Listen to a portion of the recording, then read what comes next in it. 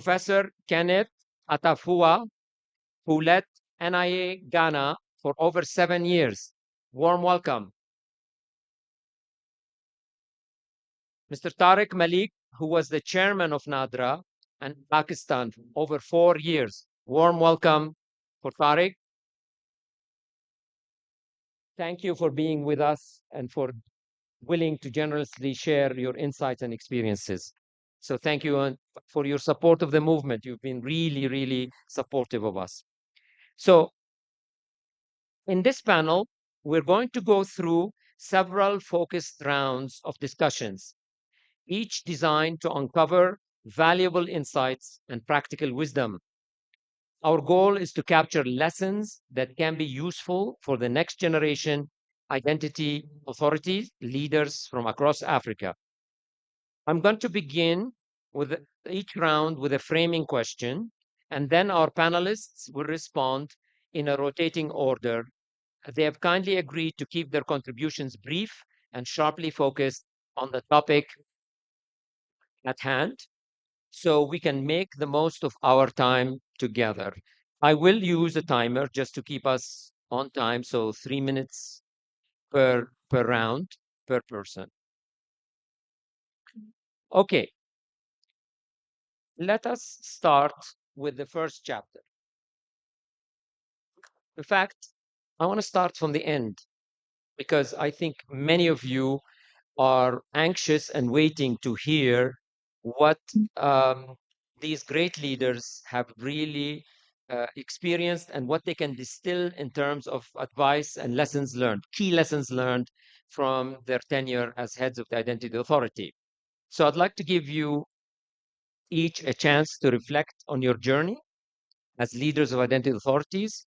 What are some of the key lessons you have learned, lessons that you believe could be valuable for other navigating similar roles across the continent? I'm going to go Nigeria, Ghana, Pakistan. So Nigeria, please. Okay. Thank you very much, Dr. Atik. I think the greatest lessons that I learned is from the University of ID for Africa with the Dr. Atik as the VC, because my 8 years I've been coming to ID for Africa, and I've learned most of the lessons here, and it clears the focus that we had. But running a successful identity program requires some clear mandate, as has been discussed this morning, supported by all the branches of the government, that is the executive, legislative, and judicial. And we are lucky that in Nigeria, usually we always have the largest contingent, and we have our government backing us. That is how we were able to achieve what we did. So most of the specific lessons are that every country must define its ID strategy based on local needs. There is no one size fits all model. And mostly when you come from outside and you are given the job, you may be thinking that the government has all the money to carry out the project. And everyone that you speak to also feels that identity is so dear to the nation that it is required right now. But most of the time, the funding might not be there. So there's need to mix those things that were listed before. Actually, government should do it, but you have to mix and match to achieve that. And those solid foundations essential are inclusivity, legal clarity, and data security must be embedded just from the start. And we build systems that are scalable, adaptable, and resilient enough to outlive most of the administrations. And finally, constant stakeholder management, stakeholder engagement to build trust and sustain momentum is so important. Those are the lessons that I've learned. Thank you. Yeah.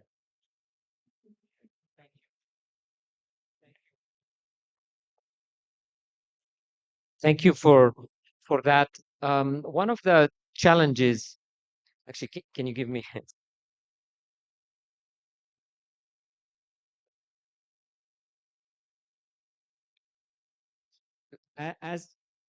as said, um, this is a learning process. Where do you learn? Do you learn it on the job? I mean, how do you advise the next generation to pick up that knowledge that they need very quickly? How do you do this? How did you do it?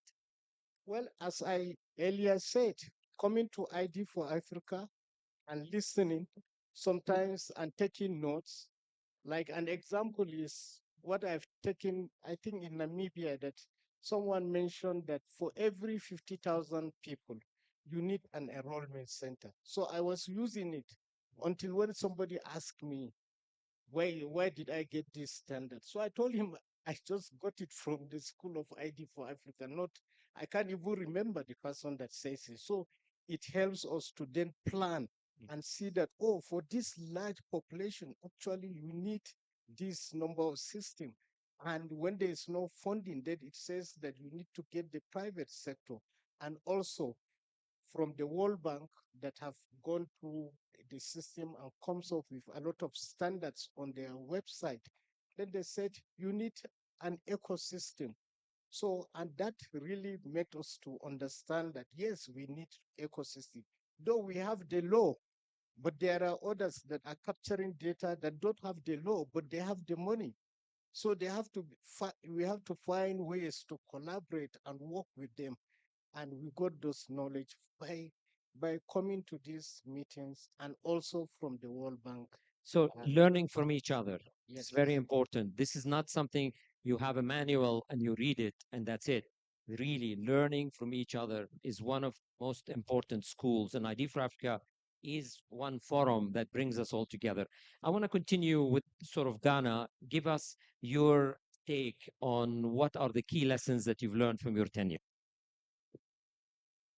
Thank you very much, Dr. Teak, and good afternoon. Um, the key lesson for Ghana, from my perspective, is the importance of owning your own strategy. And in that sense, I associate myself with engineer, my friend from Nigeria. Um, there's no one size fits all strategy. Vendors will come and make prescriptions, but you must develop and stick to your own strategy, homegrown with reflections from the outside world.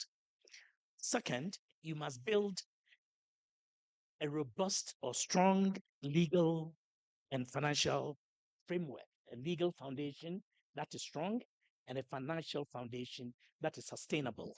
And in that regard, a public private partnership arrangement recommended itself very strongly to Ghana and aided us. I hope we can have a bit of conversation about that later.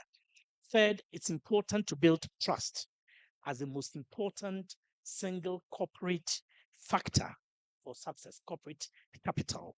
And you do so through stakeholder engagements, working with the private partners, private sector, working with the various movements, um, traditional authorities, and the like, political parties to build trust and to sustain it.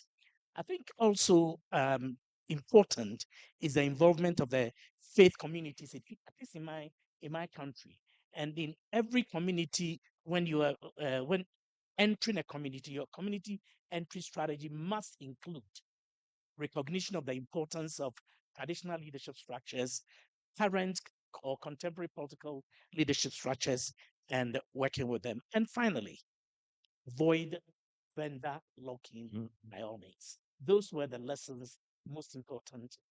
Excellent. Um, one element, to what extent do you think having strong regulators in the country, such as data protection and privacy authorities, helps you build the trust that you need? Extremely important. In Ghana, we have a Data Protection Commission backed by law, and we had a dynamic relationship with the commission. Indeed, there were times you would think that the commission was being a nuisance, but it was being extremely helpful, making sure that the data of citizens are protected and that the laws are respected. So we worked with all those agencies, we call them in Ghana, um, the relying institutions or um, agencies, and they were also very critical, very crucial in ensuring that we complied. But we made sure that we were on top of the laws. We proposed the laws ourselves, knowing what was necessary, took them to Parliament, drove the process, and ensured that what we needed is what we got. And therefore, implementing the laws was easy for us and it was very beneficial to the state. Excellent. Thank you for that. Actually, Yes.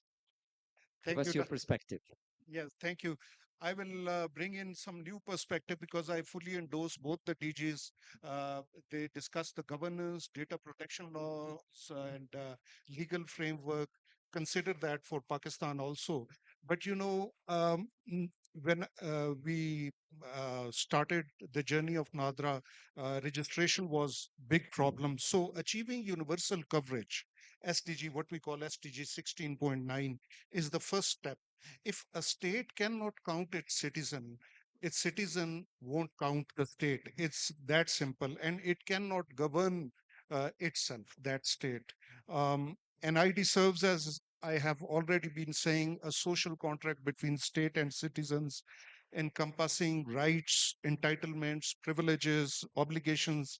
So its design, development, and implementation must reflect state-society relationships, governance preferences, vested interest, and sovereignty of that country. So our effort was to come up with an indigenous system, home-based system.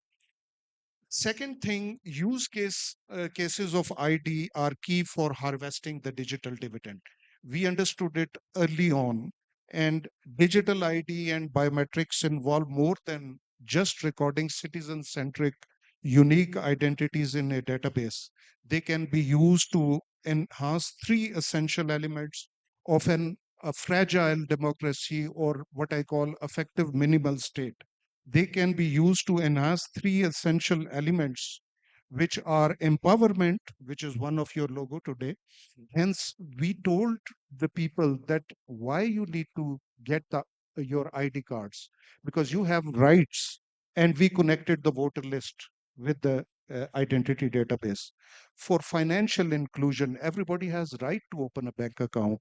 Uh, and improve service delivery. So when the disasters came in, state was there for the people, and we used those cards to give them the cash transfer.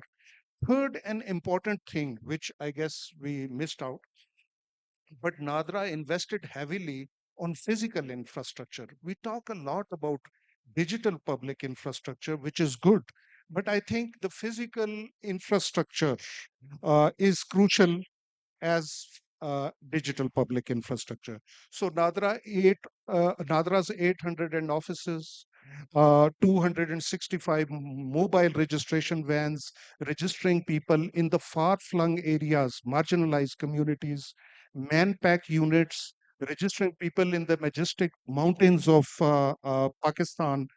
They are as important to reach out the marginalized communities as our digital mobile application where connectivity is available. Connectivity was such a big problem that we had to come up our own DVB RCS system connected to the satellite to connect our offices and provide connectivity for those who wanted to register.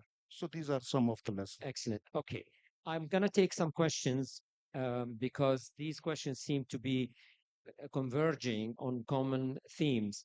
Um, the question of vendor lock-in seems to come again and again. So one was directed to Ghana. Ghana, how do you avoid any tips how to avoid vendor lock-in? Thank you very much. We avoided vendor lock-in by emphasizing the importance of having open systems right from day one. So we prioritize the management of technology lock-in. From day one, we insisted on open standards to all the prospective vendors or partners who wanted to work with us. And we wanted to also ensure that, and we did, that we had regular reassessment of the technology landscape so that we could ensure solutions remain future proof and at the same time adaptable to emerging trends. So we insisted on this and we ensured that national ownership prevailed over vendor lock-in. We also integrated the databases through data harmonization with the other user agencies, such as the Health Insurance Authority, the Social Security, the banks, and all the other institutions that are currently using our services. Do you feel that vendor lock-in is a solved problem? You just have to be using good practices, or is it something that continues to trouble the community? In the case of Ghana, I do not know because we never even experimented with that option. Right from day one in February 2017, the vice president set up a technical committee to advise government on how to proceed with Ghana's ID system. And the expert advice from all sectors of Ghanaian society was vendor lock-in, no, no, no. So it never became an issue for us. We're focused, and the technical partners, Identity Management Systems Limited, that we worked with, understood that, and we had regular reassessment of our technological system and upgrades to also avoid vendor lock-in. Excellent. DJ Aziz, one question that I would direct to you, which was immediately came after you spoke. The question was, how do you prepare for continuing your services when donor funding ends? I mean, some of these ID programs have benefited and will continue to benefit from donor support. I think you did a lot of the work and achieved a lot of the growth before you even started. But explain to us the strategy for sustainability so that you're not dependent on donor funds. Okay, thank you very much. As I earlier said, that when you are outside government, you may think that the government has funds to do everything for you. And even within the government too, majority of people thinks that there is funding. But when you probe and everybody have feels that this program is important, then but the finances are not coming out, you need to go and look for money somewhere else. So that is how we went to the funding partners. And because we believe that you can borrow if you have planned to use it wisely. So that is why we went to the donors to get the funding. It took time, but along the path, as I said, we have learned a lot of lessons from from our interaction with the bank, and we were insisting that because we have the law, so nobody else should do any registration. So they told us no, embrace ecosystem. We were feeling before that nobody should do any ID card because our general multipurpose card must solve all the problems.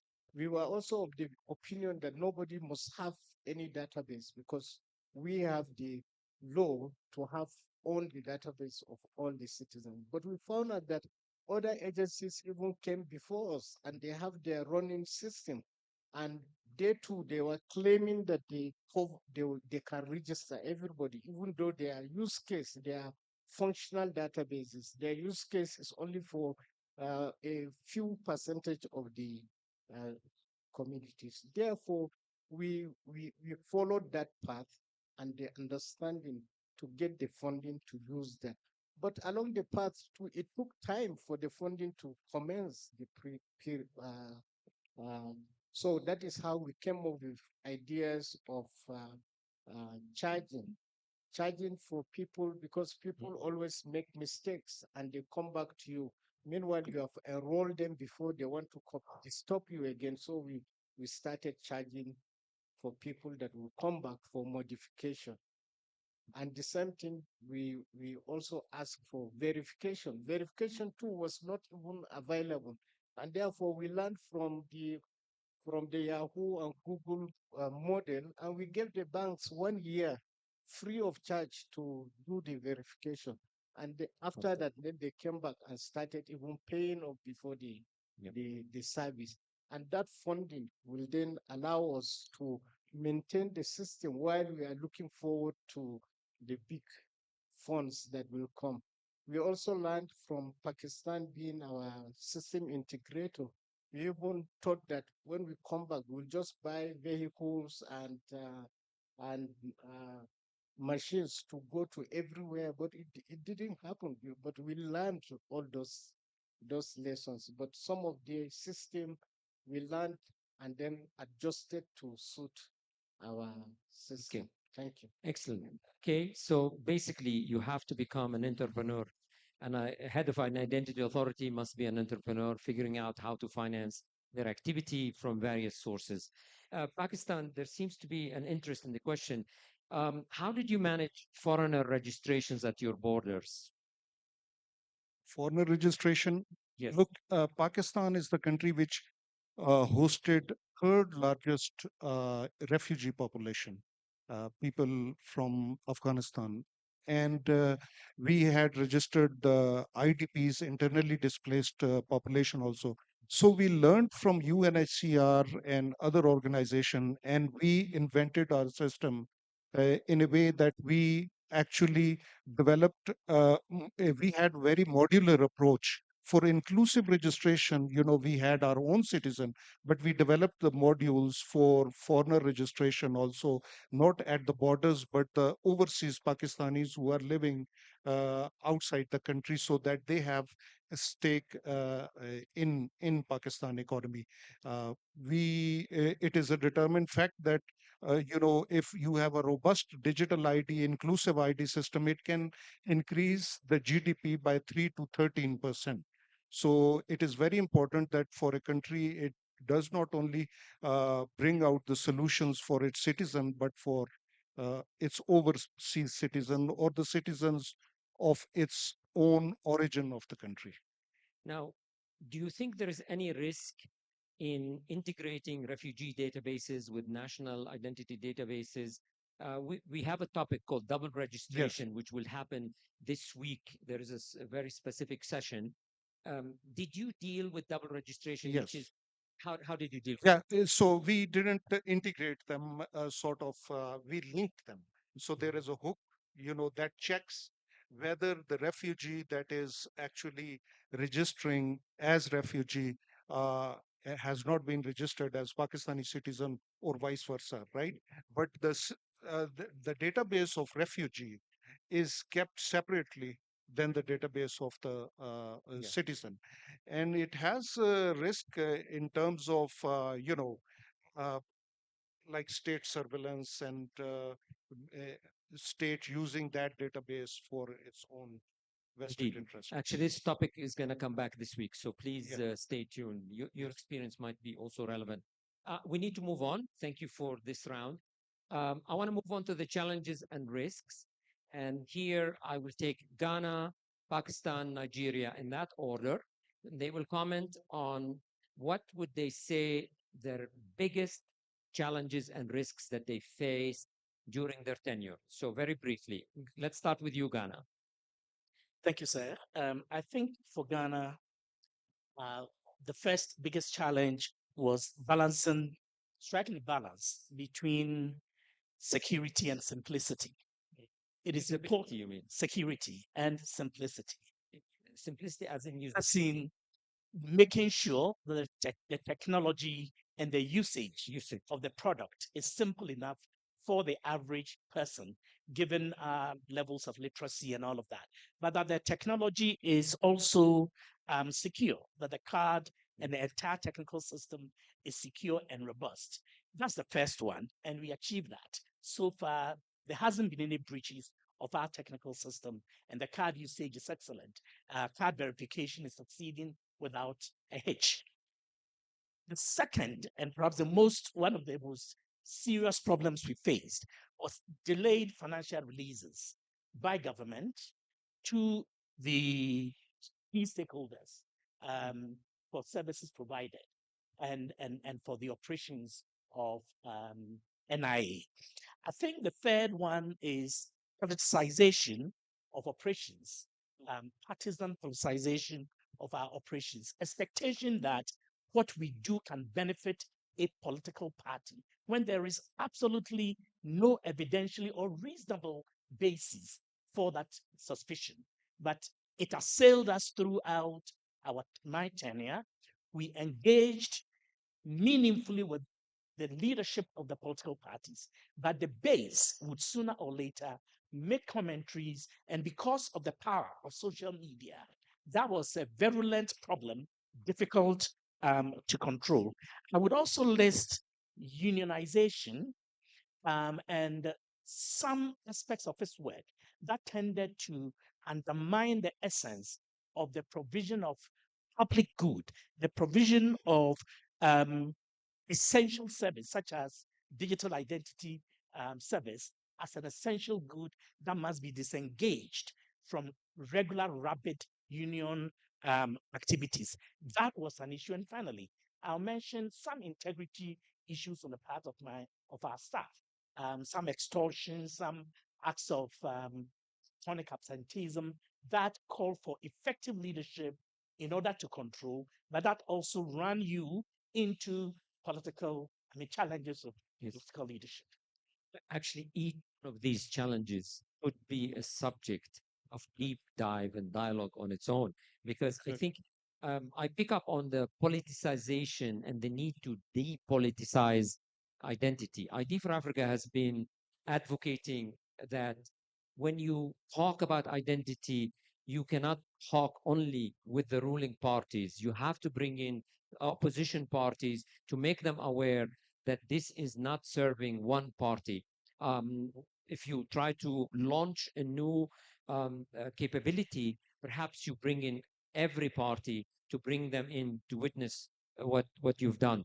But it will be, I urge you, of course, all three of you, to write a blog somewhere that explains each one of these issues that you face. Unionization, that's actually the first time I hear about this, and it will be fascinating to see what you've done about it. Anyway, so that's great insight from Ghana. I move to Pakistan.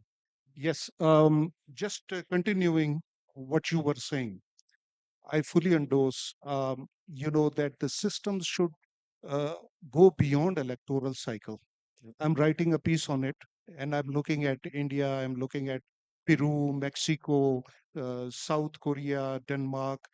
All the successful system have gone beyond electoral cycle. So it is not only political commitment, but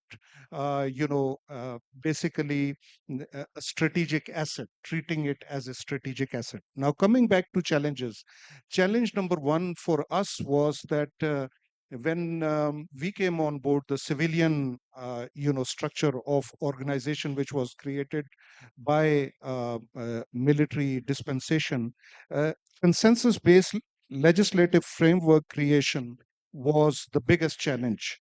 NADRA was created in 2000 by merging the NADRA Registration Authority and a National Database Organization. So the ordinance is only good for presidential ordinance is only good for 120 days. So imagine for a decade, NADRA ordinance was renewed after every 120 days.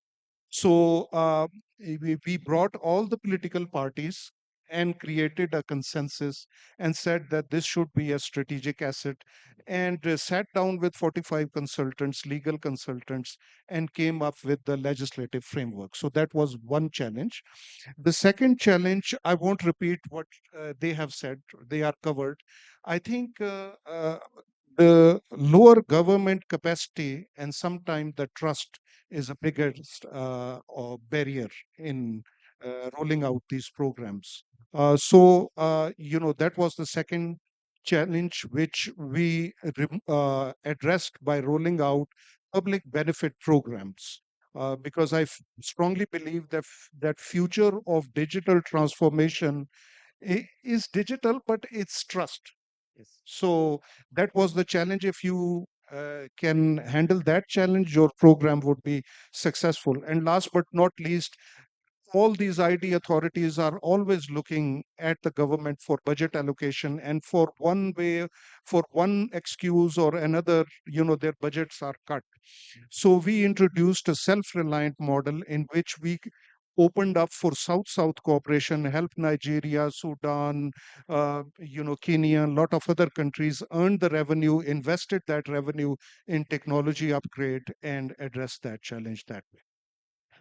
Thank you for that.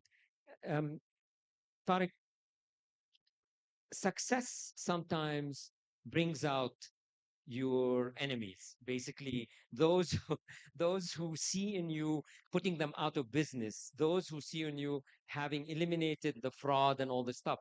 Did that happen in Pakistan? And if it did, how did you deal with it?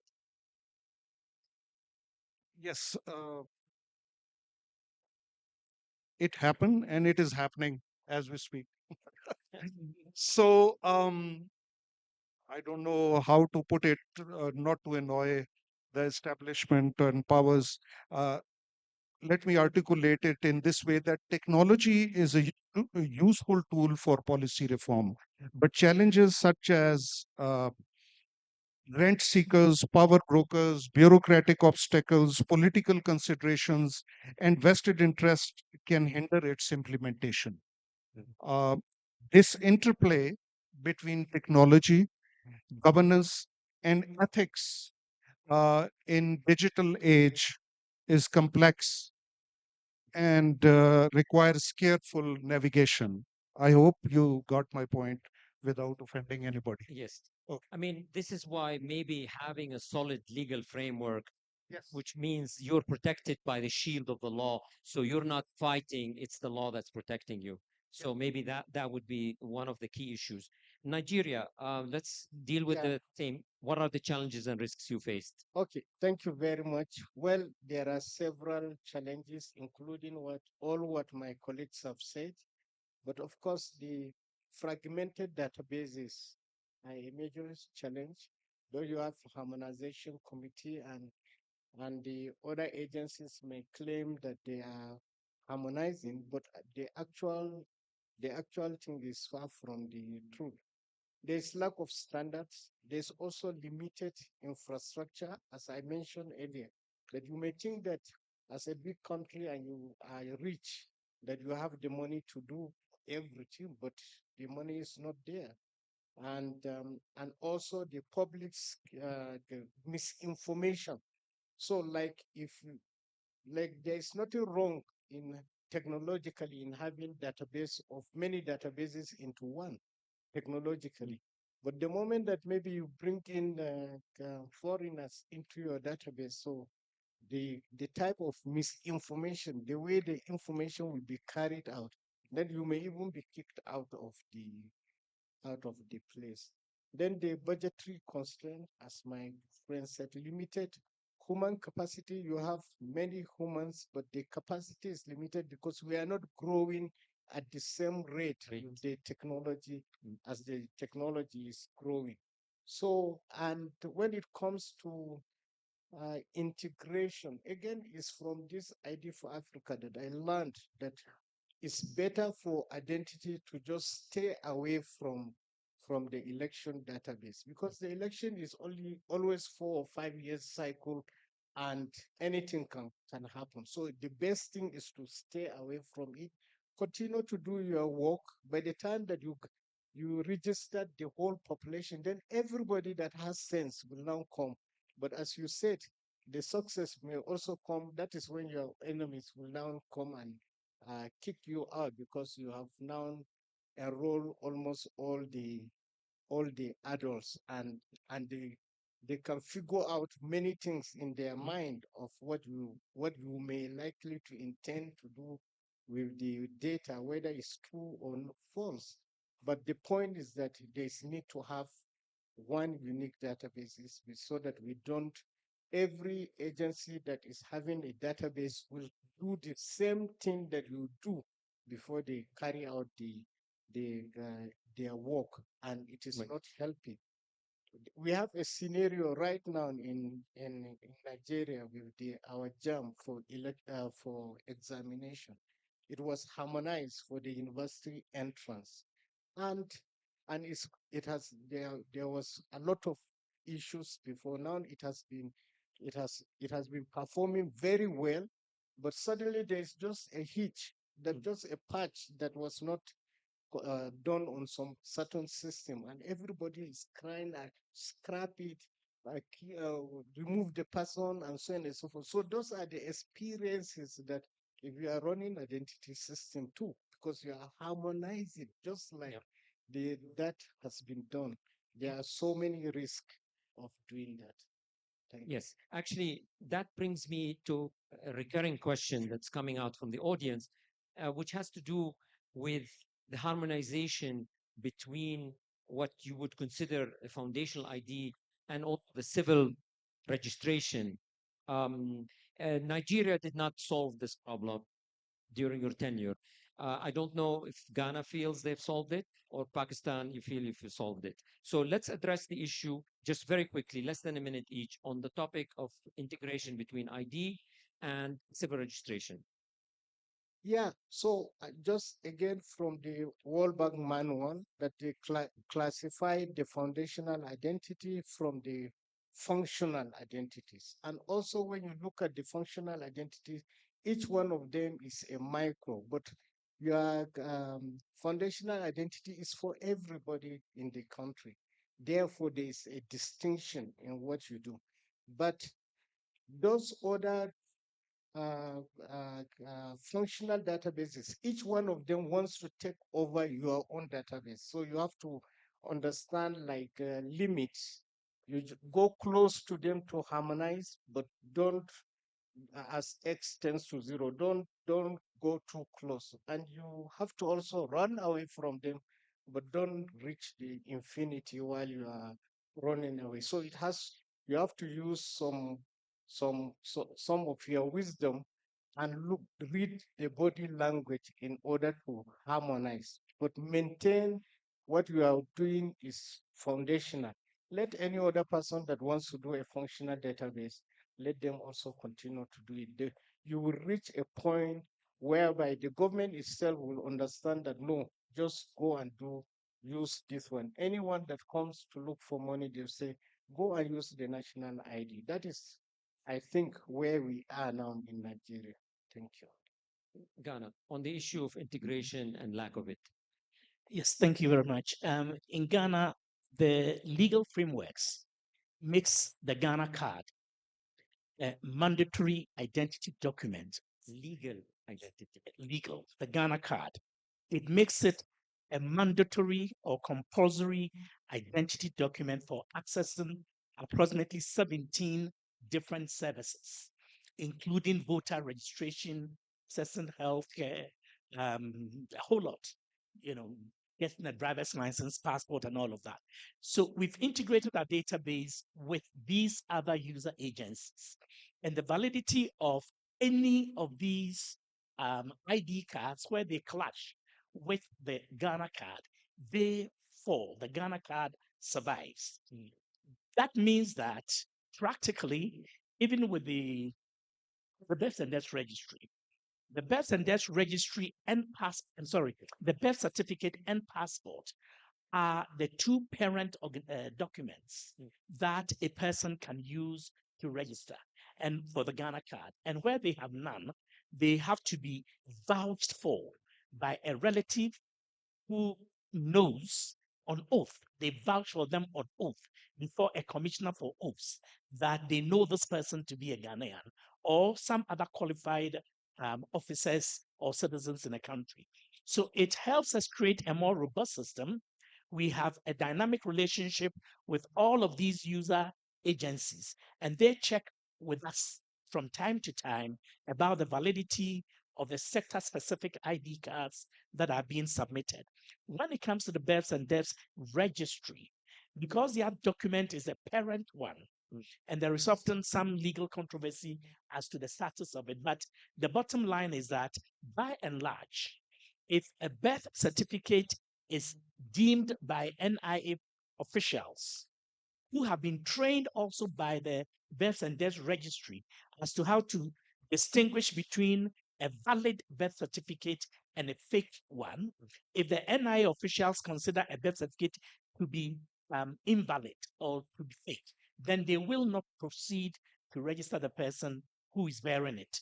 And we have had a lot of prosecutions of persons who have submitted fake birth certificates. We have had a lot of prosecution of foreigners who have used fake Ghanaian birth certificates and passports to acquire Ghana cards, or who have been vouched for fraudulently by Ghanaians or other persons as Ghanaians, because we have, by and large, consensus among the Ghanaian citizenry that those who do these things should be punished. And we are applying the law rigorously in ensuring that data harmonization and integration has integrity despite these challenges. Why didn't you do what India did with Aadhaar, which basically said you just self-declare, but we need your biometrics, so can we deduplicate you and give you a unique number and you can get an ID? But that has nothing to do with your ability to vote or anything like that. So what's your position on that? I would rather not articulate a position on this, Okay. being outside the seat. I think that the new leadership of NIA, the National Identification Authority, Ghana, is present and may want to take the high experience into consideration. Okay, no problem. It's something we've done in the past, a conversation, but it may be renewed. Maybe. Thank you. Okay, Tariq. Yes. Yes, you know, it's very important that the two systems, if they are not integrated, they are at least linked. So civil registration system and identity system complement each other, but you know, you need brief documents, you need evidence of legal identity as the birth certificate. But you know, there is a question of fragmented mandates or maybe different mandates that the local government issues the birth and death certificate or has CRBS as the foundational system, and then you have federal government or the central government that issues the ID card. So we resolved that problem in a way that we developed a software for the local government, so all birth certificates should look alike, and we said that okay, we will give you the equipment and the software, but you are the issuing authority, right? So we connected it, and right now the latest management, General Munir Afsar, has its priority to actually increase the registration, civil registration, so that we get universal coverage for the children as well.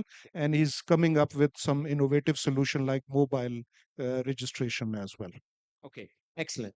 So what I want to do so that we can stay on time, I'm going to combine rounds. So I will give the panelists the choice which round they want to address. So I have two rounds for you to choose from.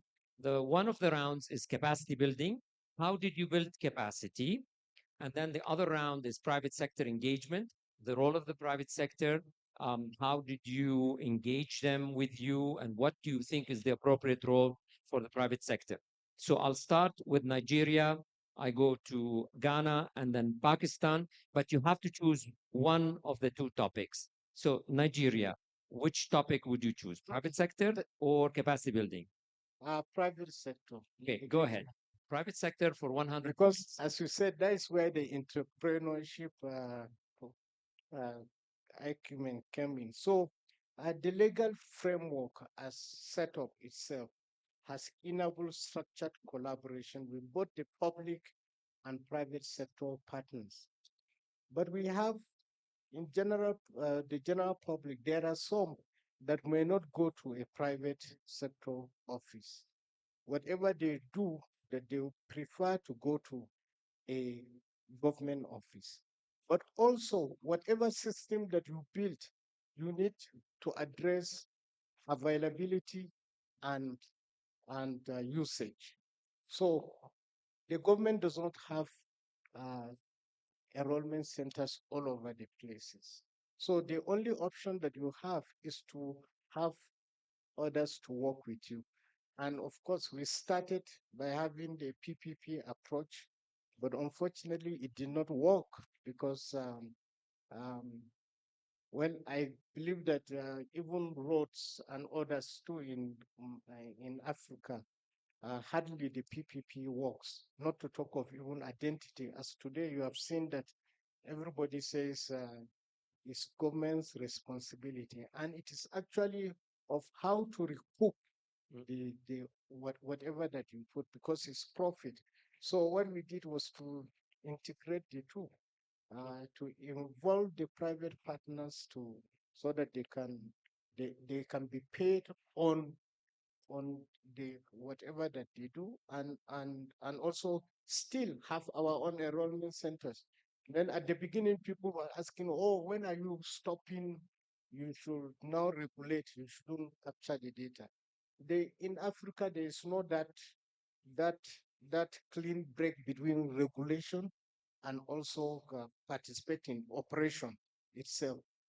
All of them have to be mixed, especially when you have a very large country like Nigeria, so that there will be that availability, there will be also usage of what you want. So that is what we did, and as my successor have presented the report, you can see that we have a lot of access to, people have access to that. So do you feel the private sector played a very important role in the success of Nigeria's ID system? Yes, sir, because even the growth, we were growing like 2x every year, but by the time that we had the private sector, especially the telecom sector, then we really grew in numbers. That is what gave us the numbers that we grew, so from 7 million to more than They 100 helped you million. with scale. Yeah, yes. Excellent. Now, are you taking private sector or capacity building? Take private sector. Okay, excellent. Okay. So without a private sector participation in the national identification system, we would not have achieved the successes we have to date. In 2012 or thereabouts, the government of Ghana, through the NIA, entered into a PPP arrangement with Identity Management Systems Limited. It showed some successes, but by 2017, it had become clear that it needed to be re-envisioned and re-engineered. And that's what happened. We re-engineered the PPP, we re-engineered the PPP, executed contracts that regulated our relationship. And the redefinition has ensured that there is a clear demarcation of roles between the private partner and the public partner. And it has been the single most important success factor in our ability to deliver to date. The private sector bringing innovation, technology, regular technological updates, ensuring that there is no technical obsolescence, and providing training that also results in knowledge transfer. And then the public partner providing the operational activities, the legal framework, enlisting government support and broad societal engagements. And this division of labor with constant collaboration, constant engagement with the private sector has ensured that we've been able to register over 18.5 or so million people, established a very, very functional, dependable verification system that is doing about 250,000 verifications a day. And we've been able to start the registration of Ghanaians overseas, again with the ardent support of the private partner. And we are registering refugees in Ghana. Every single activity of the National Identification Authority is driven by and with a private partner whose financial investment is also crucial because their interest is involved, and it is about risk allocation, it's about value for money, and it's about bankability. Yes. And all of these ingredients have worked to the success of the National Identification Authority. Sure. So I would go for that any day and recommend a PPP for the consideration of nation states wanting to implement Excellent. a national identification system. Excellent for insights. Pakistan, capacity building or private sector? You are the boss, and I know you will say capacity building because they have Yes, spoken. I want you to Okay. go capacity building. Okay, Thank you. but and very quickly on private sector also, Nadra is the only organization which rolled out a sandbox for young entrepreneur to test their identity base application, download it, test it, and then roll out their own applications. But let's talk about capacity building.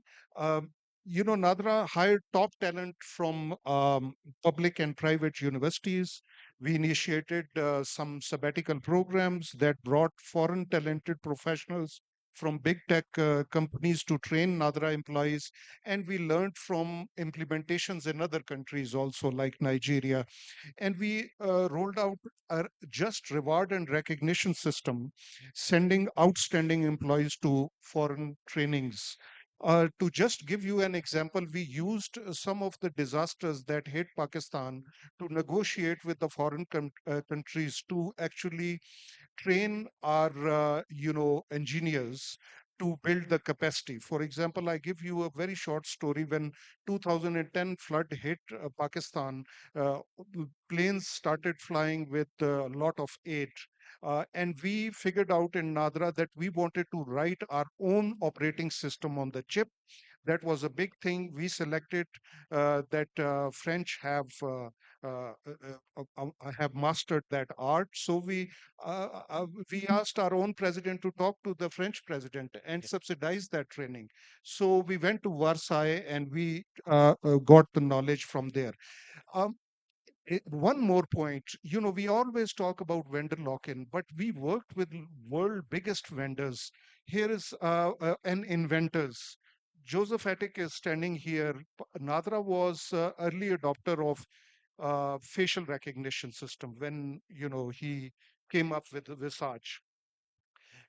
When AFIS was introduced by Sejam, and we worked with Sejam, our software engineer challenged Sejam. It became, became Morpho, and that required L1 identity and IDEMIA. And, we used to not only learn from them, build our own knowledge base, but we negotiated such strong SLAs with exit strategies that we held them accountable, and we created in return, we our database was a trophy for them, a large test bed to test the scalability. So we learn from them and they learn from us. And in the end, in 2023, we were able to develop our own AFIS. Yes. So that's the I mean, benefit of it. what we're hearing that you really need a true partnership. This is not about somebody coming in, just selling you equipment and leaving.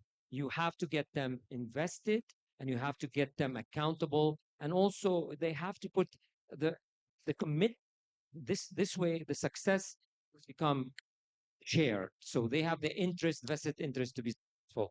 So the best partnerships are always give and take. It's not just take. Now, time is flying, so I want to get to the last round. And in this last round, I want to combine two rounds. I will give the panelists the choice. Either you answer something you would have done differently, and or advice to DGs today. So I will start with Nigeria, but please select which one. Will you want to talk about some things you would have done differently? It's not regrets, but now with hindsight, you Yeah. see something else. Or Okay. advice. Let me answer what I will have done differently today. Great. Yeah.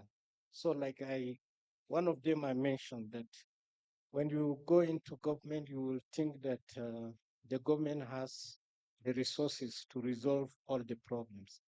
So, so it took me time to understand that before I started looking for funds somewhere else. So that there is need to push early to strategize and predict ahead And also, I will have pushed earlier the mobile and digital ID platforms, but I waited for some time.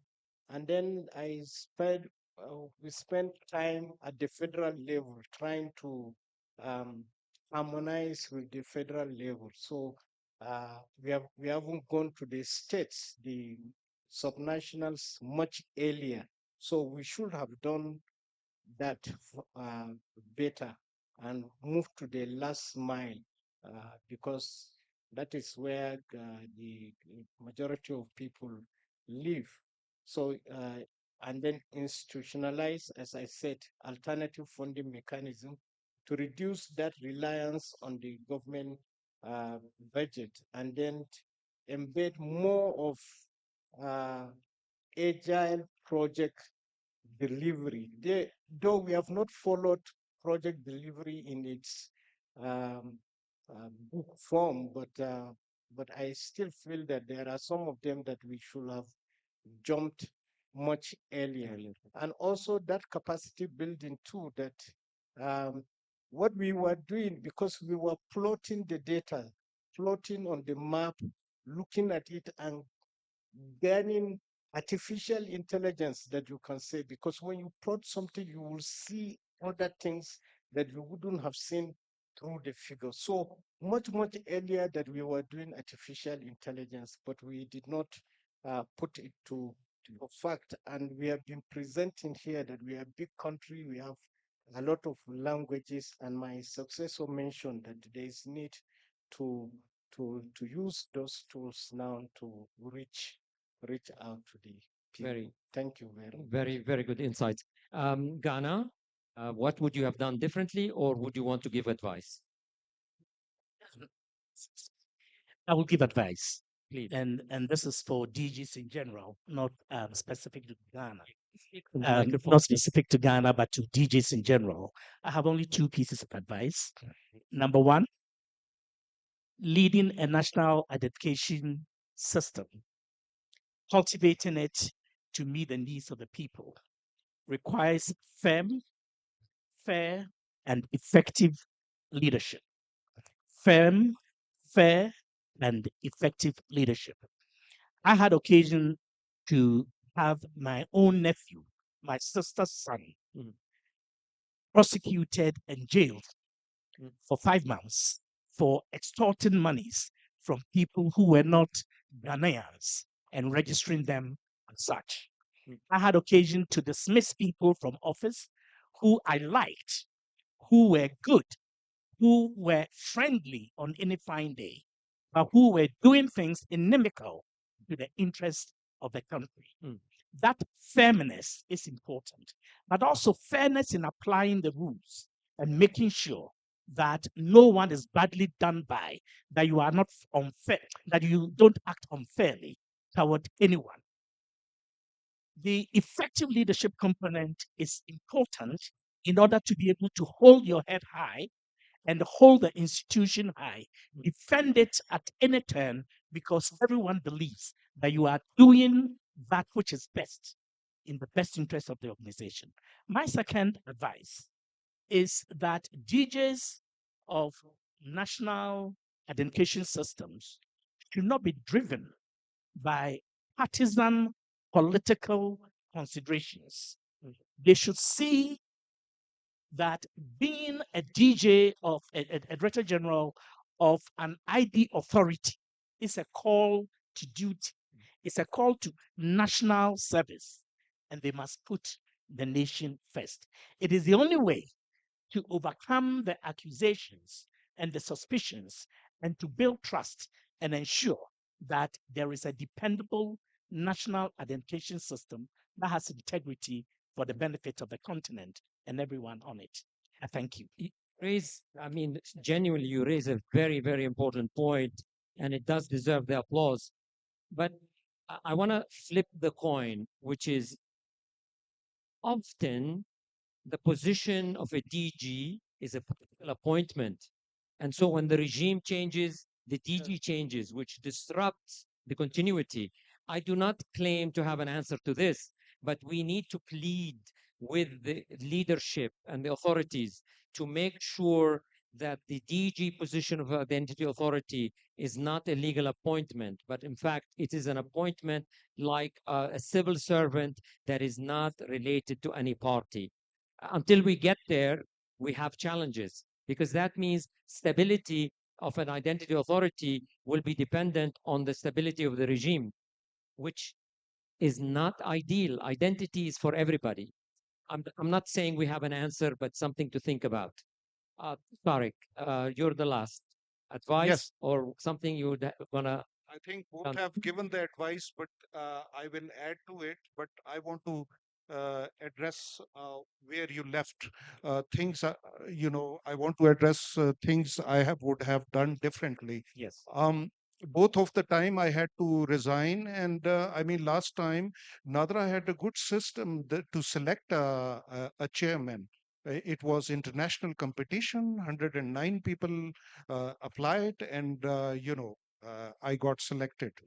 Uh, but still, sometimes you have to, how to say, if you cannot compromise your values over what is expected of you, of course, you don't want to be part of the system and you have to resign.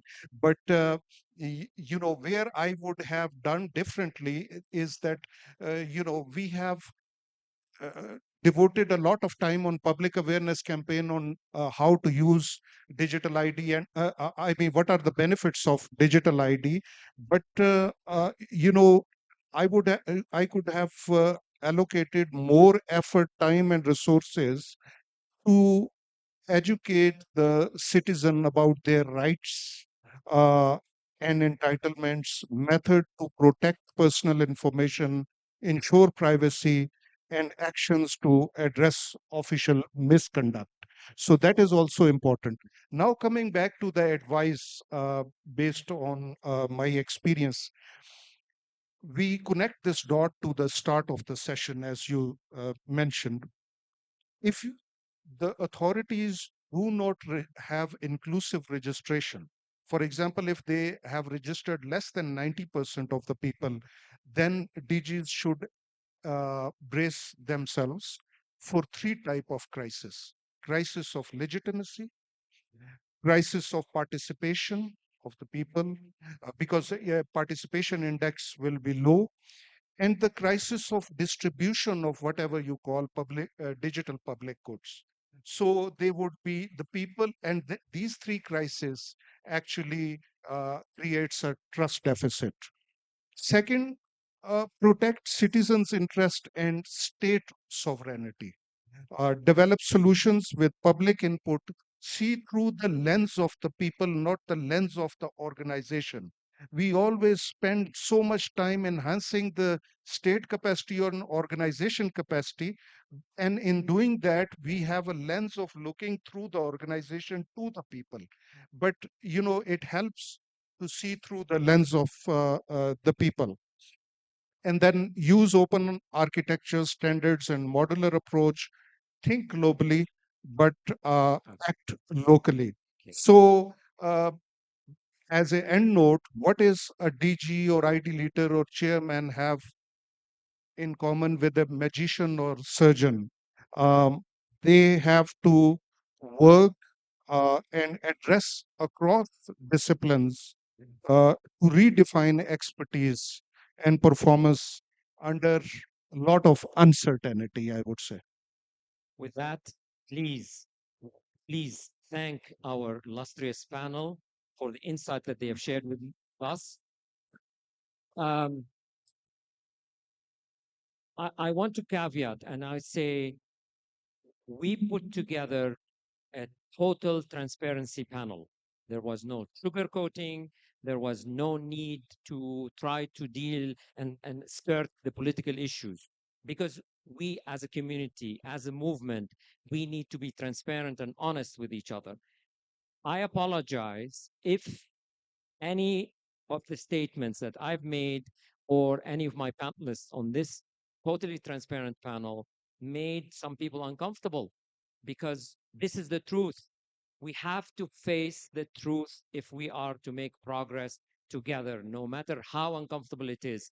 And these gentlemen represent a trust fund of knowledge. They have gone through the battles and they have learned from their experiences.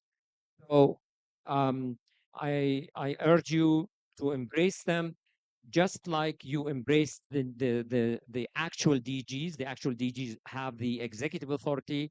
These DGs or former leaders do not have executive authority, but nevertheless, they do have something that we as a community can always benefit from, and we thank them for it. So thank you once again.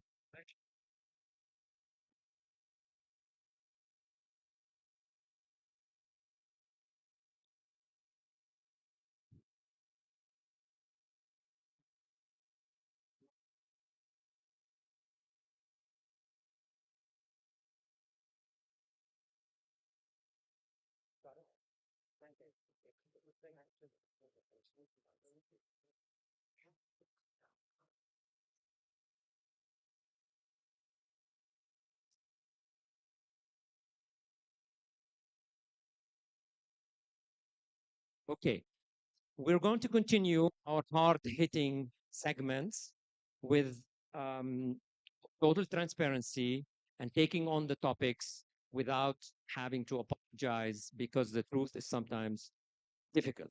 So I would like to call for this segment Dr. Peter Waggett. He's a UK Director of Strategic Relationship, IBM Research Europe. Sorry, please put up the next slide. This is a slide on standardization and the development agenda. Session on standardization and development agenda. Patrick Grother, many of you, Patrick, he has been with us in. The microphone is in and out. Could you please correct it? Biometrics and biometric testing project lead, National Institute of Standards and Technology, NIST. And I believe, unfortunately, Dr. Andreas Wolf could not be with us in person. He's the principal scientist biometrics from Bundesdruckerei in Germany. Operator, I believe you were successful in getting Dr. Wolf via Zoom with us. Could you please advise where we are in that?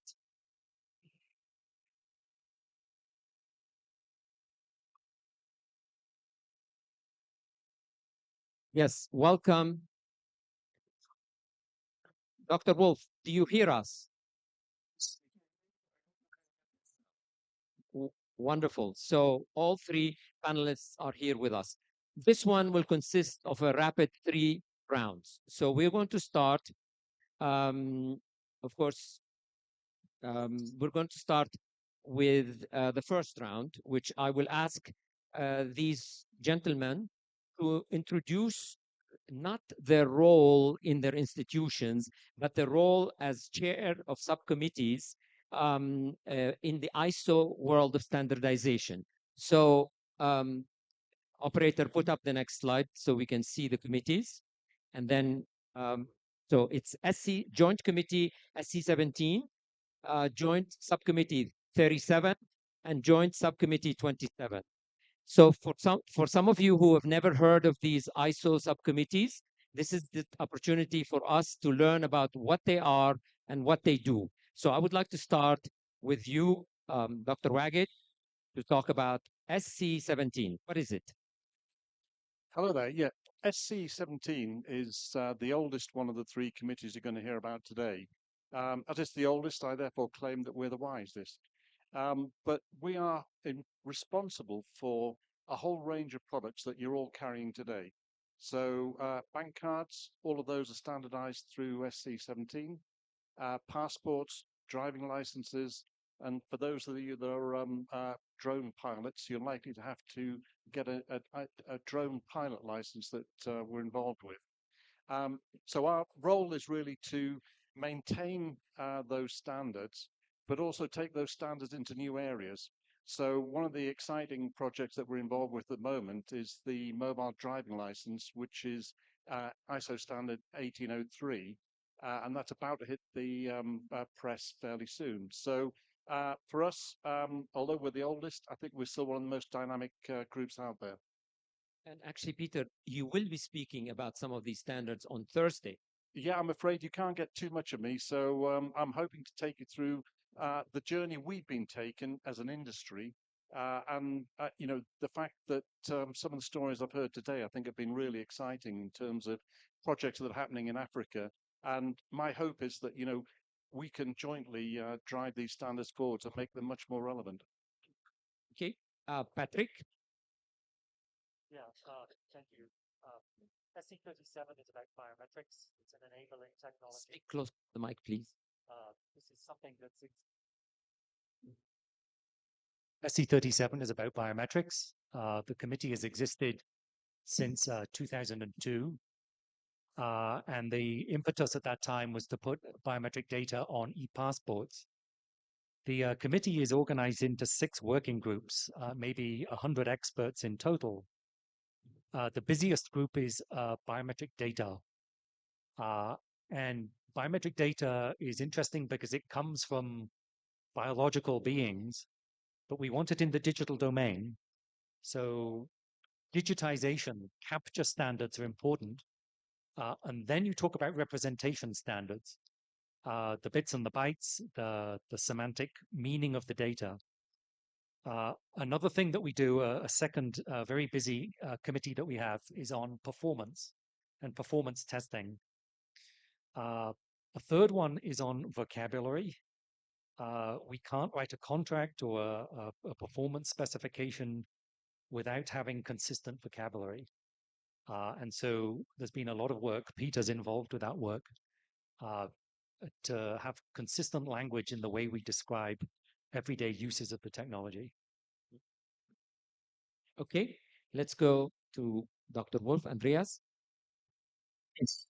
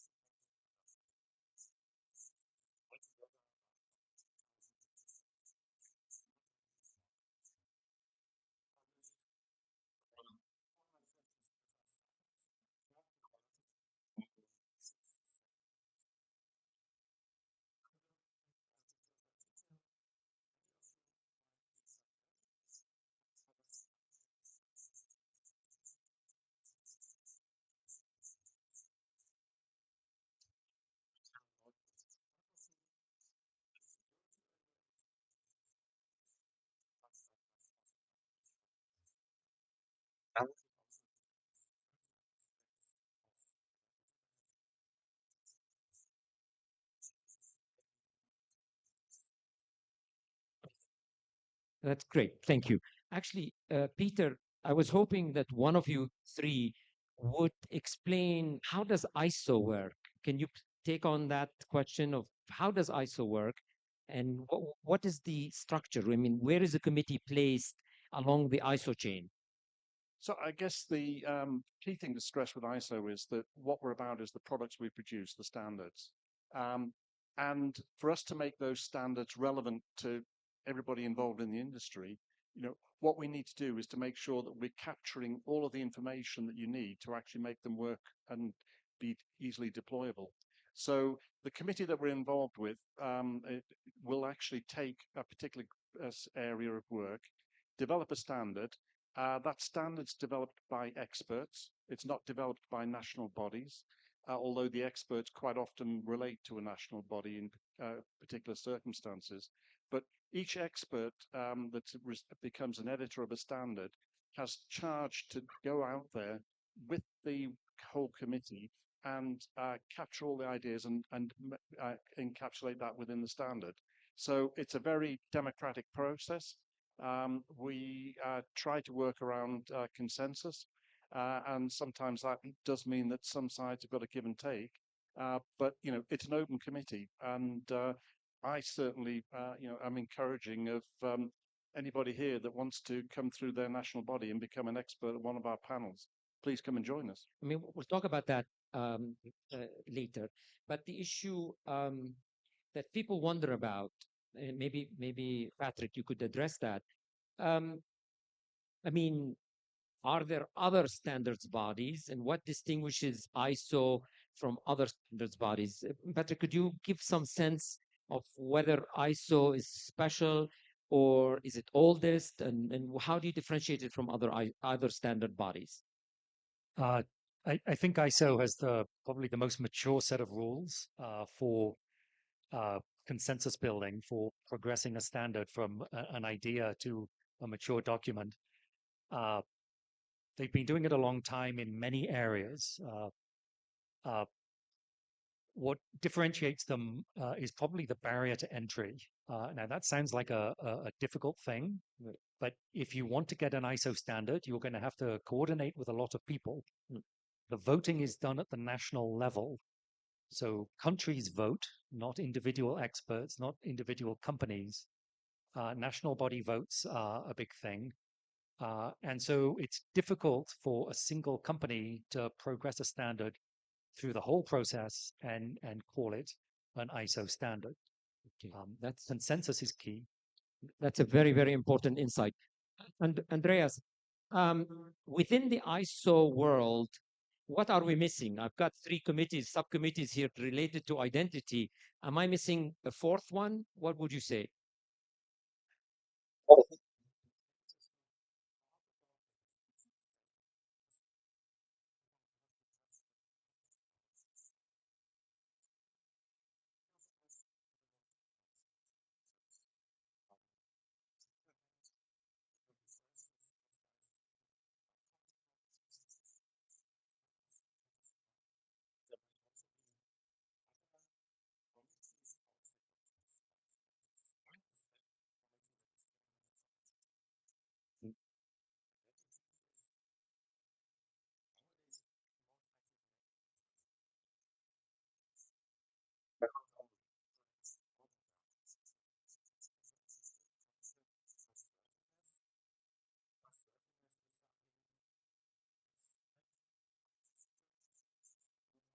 Mm.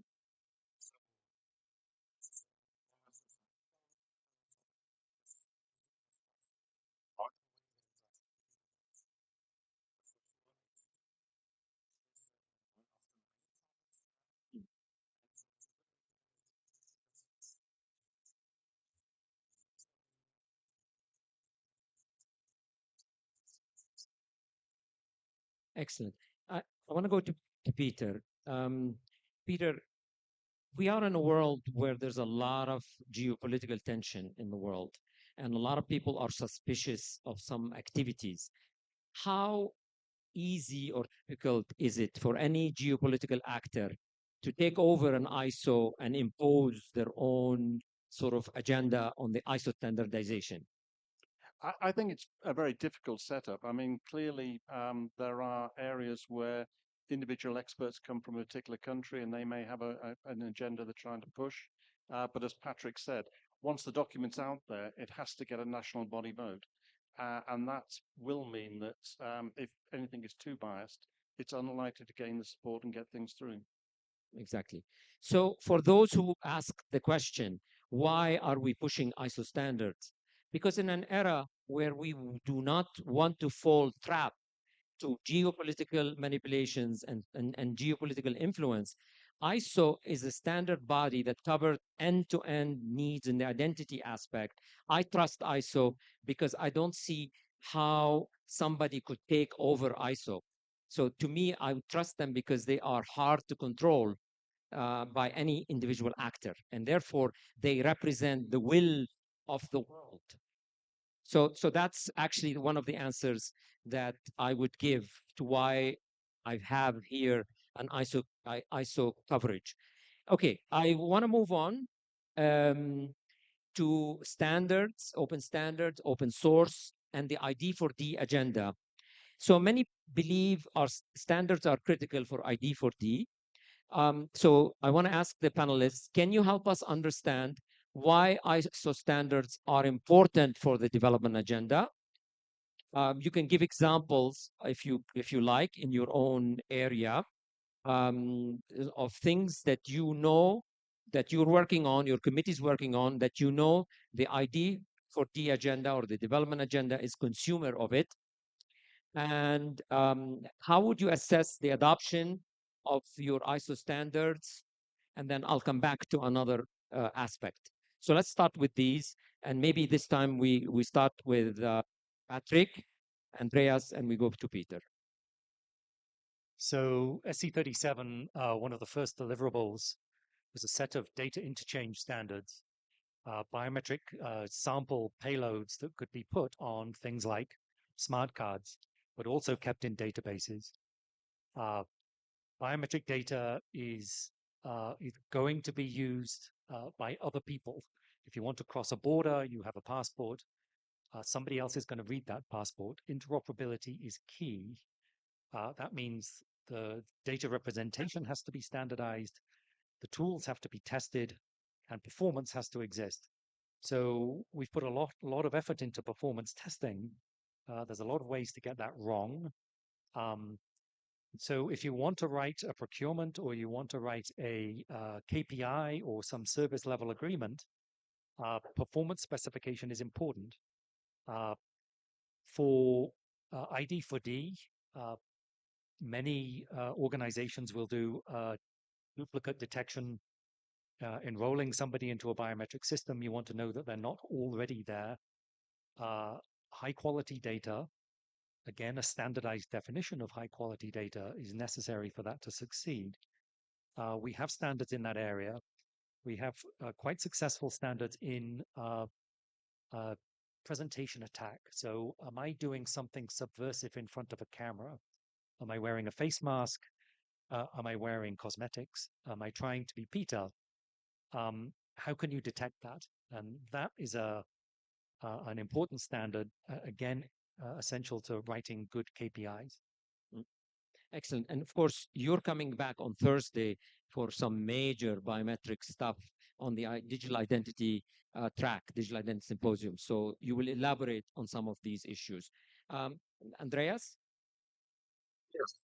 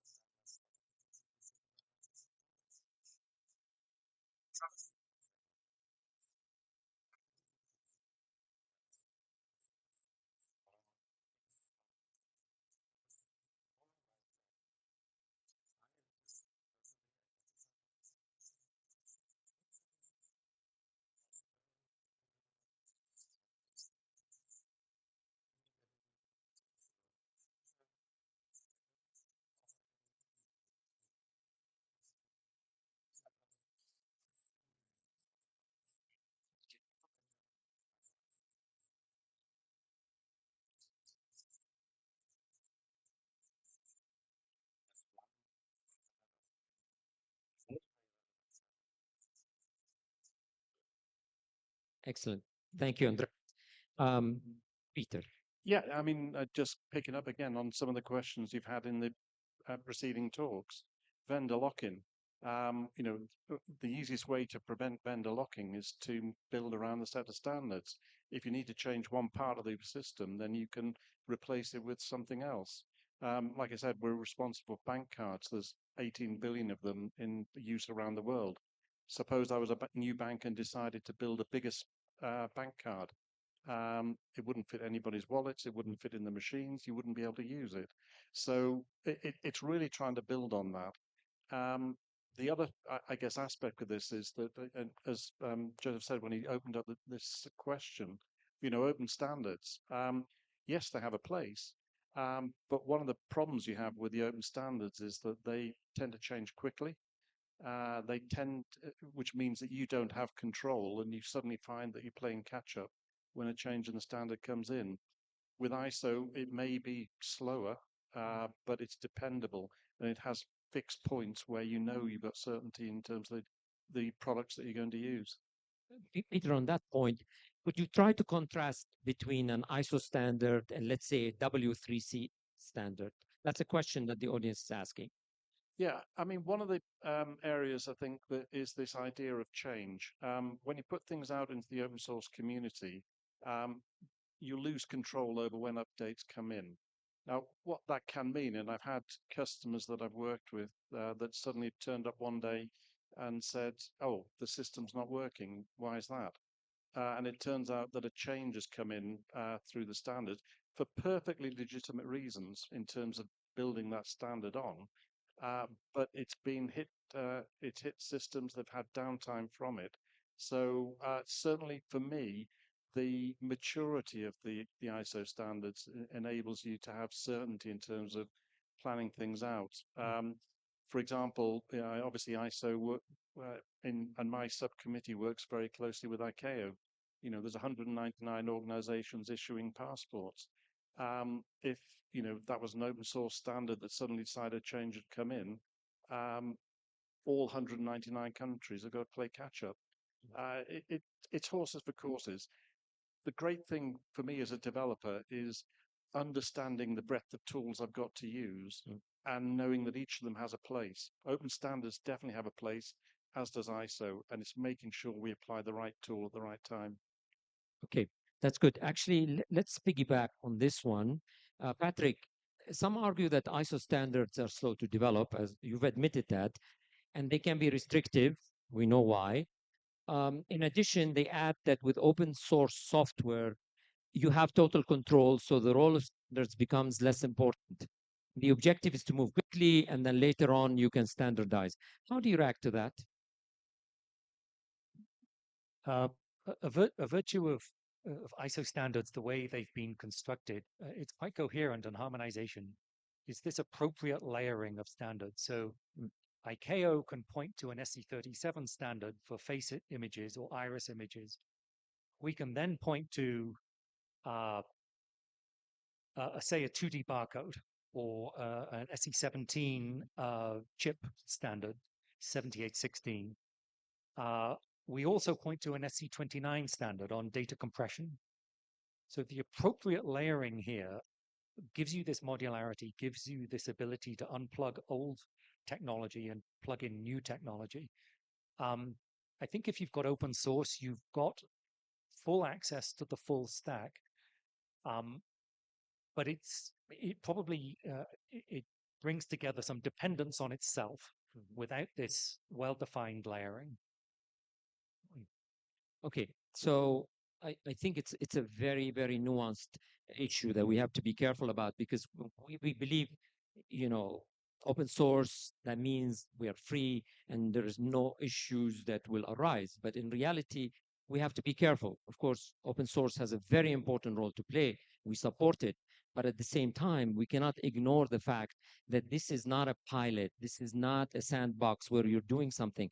You need national scales, international scales, interoperability across countries. And so this is where we see sort of the role of ISO. Dr. Wolf, Andreas, would you want to add anything to this issue?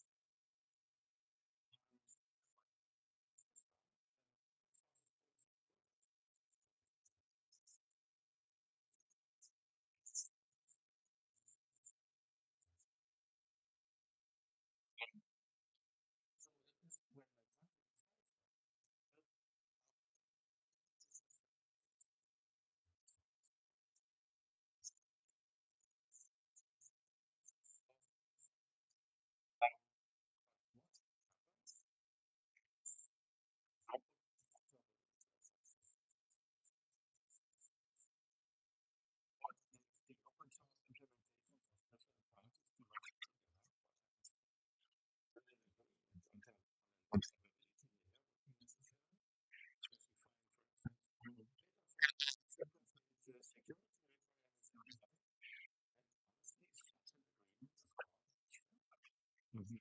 Exactly.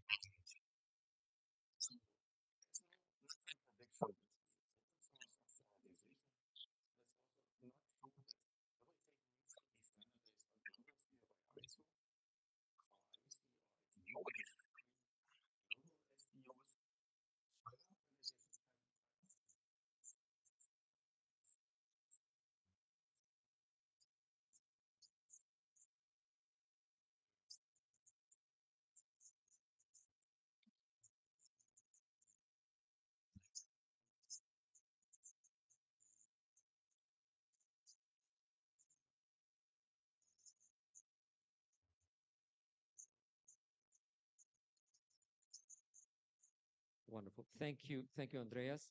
Now, we're running out of time, so I want to go to the last round, and that's a sensitive round, but we have to address it. And it has to do with the African participation in standardization activities. As you know, ID for Africa gives voice to Africa. It's our responsibility to advocate on behalf of Africa and to assert African participation on the global stage. So, but the fact is, we know that the standard setting community has been historically dominated by the global north. I'm not saying any criticism, I'm just saying the facts. But for standards to be truly effective, they must reflect diverse realities, including Africa's needs and challenges. So I'd like to start with Peter and then go through the closing points and understand how do they see Africa's participation? How can African voices be heard and brought in? Are there special programs that ISO could be offering to bring in the African participation? And maybe if there's a call for action, we're here to listen to them. So, Peter? Yeah, thanks. I mean, and for me, this is a really important part of what we're doing here.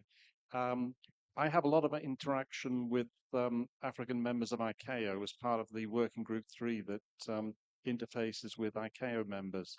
And we get some great suggestions and great ideas coming through. I've also been excited by some of the use cases that you're looking at. There are clearly some things that we haven't been considering to date. So for me, to keep our standards relevant and appropriate, we need input from you here in terms of your national body contributions into the standards arena. I guess, like with most things, you know, I need to make sure that we are as welcoming as possible and we give support and mentoring where needed to make sure that you can come in and make the same kind of impact that you have through ICAO into the rest of our groups. So for me, it's an open call. If people would like to come later, understand what's going on, how they can get involved, then more than happy to have the conversations while I'm here. Or alternatively, just email me when I get back and we can pick that up. One other thing that is happening within ISO groups that I think is going to help make it a more diverse setup is that from next year, the Secretariat is going to select the chairs and that those chairs will come from a different nationality than the Secretariat. So that will take away some of the bias around particular groups. So my group, I've had the fortune of leading it for best part of a decade, will be taken over by Lin Yi from Singapore. And that's a change that I'm really looking forward to and hoping that he can also push our standards forward. Are you making an open invitation to Africa? Oh, yes. Sorry if I wasn't clear then. More than open. Please do come and talk to me and see how we can get involved. Yes, you can contact him via the mobile app or come to us and we'll give you his email address. Please reach out. If you want to be considered an ISO expert and join an ISO subcommittee, please reach out to Peter. Patrick. Yeah, SC37 has had limited participation from Africa. This is something that we do want to fix, and I think we need to fix. South Africa has been part of SE37 since its inception 23 years ago. but we haven't had much participation otherwise. ISO does have some mechanisms which are, other than the direct participation, where you form a national mirror committee and then you join ISO as a P member or an O member. That requires money, maybe considerable money, but there are other ways to do it. And one is a mechanism that ISO built called twinning. And I don't know how widely deployed this is, but certain ISO TCs, technical committees, have seen a lot of participation from Africa in healthcare and other arenas. But twinning allows somebody in the global south and somebody in the global north to join together. Any two countries can join together, and it's not quite a mentoring arrangement, but it's a twinning arrangement to bring that expertise into the ISO arena. Another vehicle is liaison. So we SC37 has a number of liaisons with trade groups, but also government. So the European Commission is a liaison member, and there could be others. IDE for Africa could be.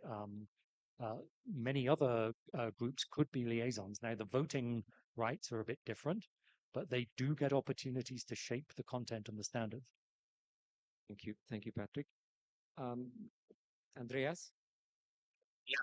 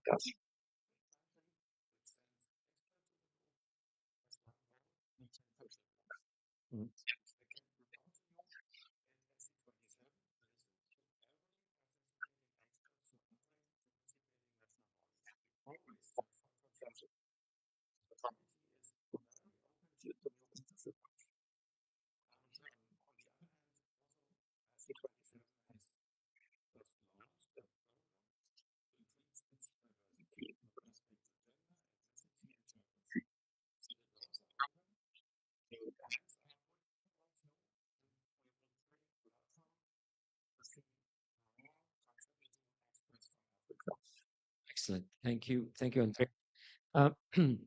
Of it, ID for Africa is committed to trying to get African voices in all the standardization bodies, ISO, OPIT standard, or any others. I know Africa is well represented within the OSIA standard, There's been significant participation. I want to see more African voices on the W3C and other bodies. But here you have ISO very much opening up its doors and saying, we welcome voices from our community. So if we could be helpful in facilitating your entry into ISO, do not hesitate to reach out to us. We ran out of time, so please, please thank our illustrious panelists for these insights and honest and open. Thank you. Thank you very much.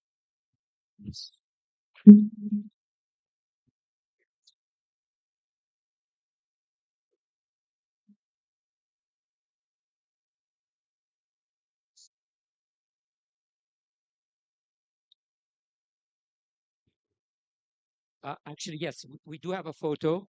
We lost Andreas, but that's okay. Just very quickly. Somebody left their phone on the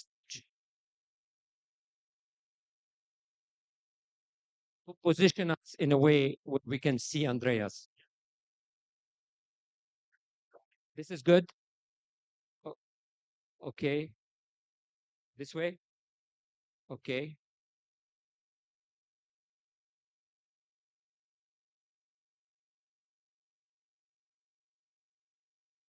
Okay. Thank you. And then we've reached the end of the day. I hope you are still filled with energy and excitement because we do have one fascinating keynote coming your way, and it's going to be delivered by a good old friend of mine, Dr. Pramod Varma, on talking about beyond identity, beyond digital identity, going into a world of digital public infrastructure. Pramod, please welcome Pramod to the stage. Thank you. Thank you. Thank you. Thank you. Okay.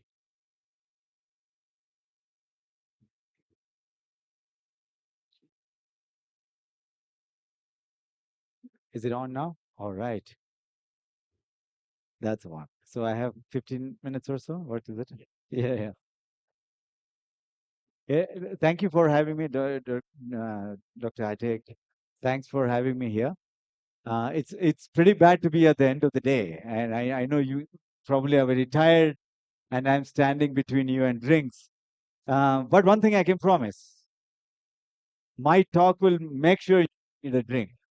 Okay, so I'm going to talk about slightly what we call a future of DPI, and that requires a little bit of an imagination into the future, that how it's going to come around. We're barely talking about identity and so on. So we are going to do a little bit of a imagination journey in the next 15 minutes. Stay with me. So first of all, very quick recall, easy recall. Why DPI? Because we want to create, quite like how countries invest in public physical infrastructure, roads and highways and airports and so on. In the digital world, every country ought to invest in digital infrastructure. There is no way you're going to get around not investing this. It could be related to payments, it could be related to data, it could be related to AI, everything else. So the idea of building infrastructure is not new. You'll have to do it. And when you do it, the difference is that, of course, we talked about open standards and so on, is a very key to fundamentally creating an open infrastructure. But really, the idea is to create economic growth, and economic growth via innovation. Innovation can come from public sector or private sector, and both you need to be able to support. Okay, yeah, this is in full screen now. The essence of DPI is actually about reuse, remember. Because what we end up doing in the digital world, unlike in the physical world, is when you digitize a system, you tend to create the same silo that your organization has into the digital system as well. That means you end up doing an RFP, you build the whole thing, and then you use it internally and not necessarily available for anyone else to leverage. And I think you heard that from the ID panel and so on, how private sector innovation on top of what you build is very key. So the reuse is very, very part of integral part. And that starts from open technology. So you have to start the DPI thinking with open tech, but that's not enough. Roads without rules is useless. So when you lay the highways, you have to have the rules of the game. So you have to create reasonable, transparent, participatory or participatory governance around it. But real crux, the value unlocked from DPI will come not from these two. These two are supply side activities. The value unlock will come when innovators innovate variety of use cases on top of what you build so that citizens' life or a SME business's life can change towards a better economic progress that you are all trying to see. So, summary, reuse creates exponentiality. Remember, everything that, including standards being reused or components being used, services being reused, it creates exponentiality. It's very important. Every time you don't allow you to reuse, it becomes stagnant, expensive proposition. And interoperability creates competition. And this is very, very key. Interoperability is something which Global South, a lot of us actually deeply care about, because much of the large companies in the digital, even more in the case of AI, is significant monopolies being played out which you have no control over. So it's very, very important that we think from first principles and create interoperable playgrounds that allow not only big players to play, but your local players, innovators, and regional innovators to also innovate. Otherwise, you'll have 2 companies left or 5 companies left who just does everything. And that's not how you want to see your part of the world progress. So these are very, very fundamental part of DPI. Reuse and interoperability. That's why the open standards, open specifications, open source, all these conversations are to support this argument, right? And DPIs have made strides, impacting few billion already, and many of you have been successful in being part of it. And one is to mass formalize the society. And that's where you bring identity, registries, credentialing, so that people start to be, system can recognize who you are and what you do in a verifiable, trustable manner. So the formalization of society. And that's what, as a chief architect of India's infrastructure, we saw population with no one having bank accounts or no one having identity. In a span of 10 years, 1.4 billion people have an identity. Billion people have bank accounts. Out of that, 650 million bank accounts were opened literally in the last 8 years. Out of that, 65% is women. So you see this mass formalization of societies or part of the society that never participated in the formal system. Formal payments, formal regulated system, formal investment, insurance, access to market, to now finally getting there, right? Frictionless payments is integral part of economic growth and the playgrounds you create. So it can be G2P, P2P, P2M, which is merchant payments and so on. That's where you see work like in Brazil or Pix, or India's UPI, or Singapore, Thailand, Pay. All these are efforts are as part of that, right? And then, of course, and a lot of you are actually dabbling with the idea of, when you digitize a society, a continent, in your case, you are going to create a lot of digital footprints, a lot of digital data. And, if you don't do anything about it, very high chance data get locked into either government systems or private systems. And data does not turn itself into an economic asset for the people to progress their life. So this is a very important conversation to think about. Can data be like money?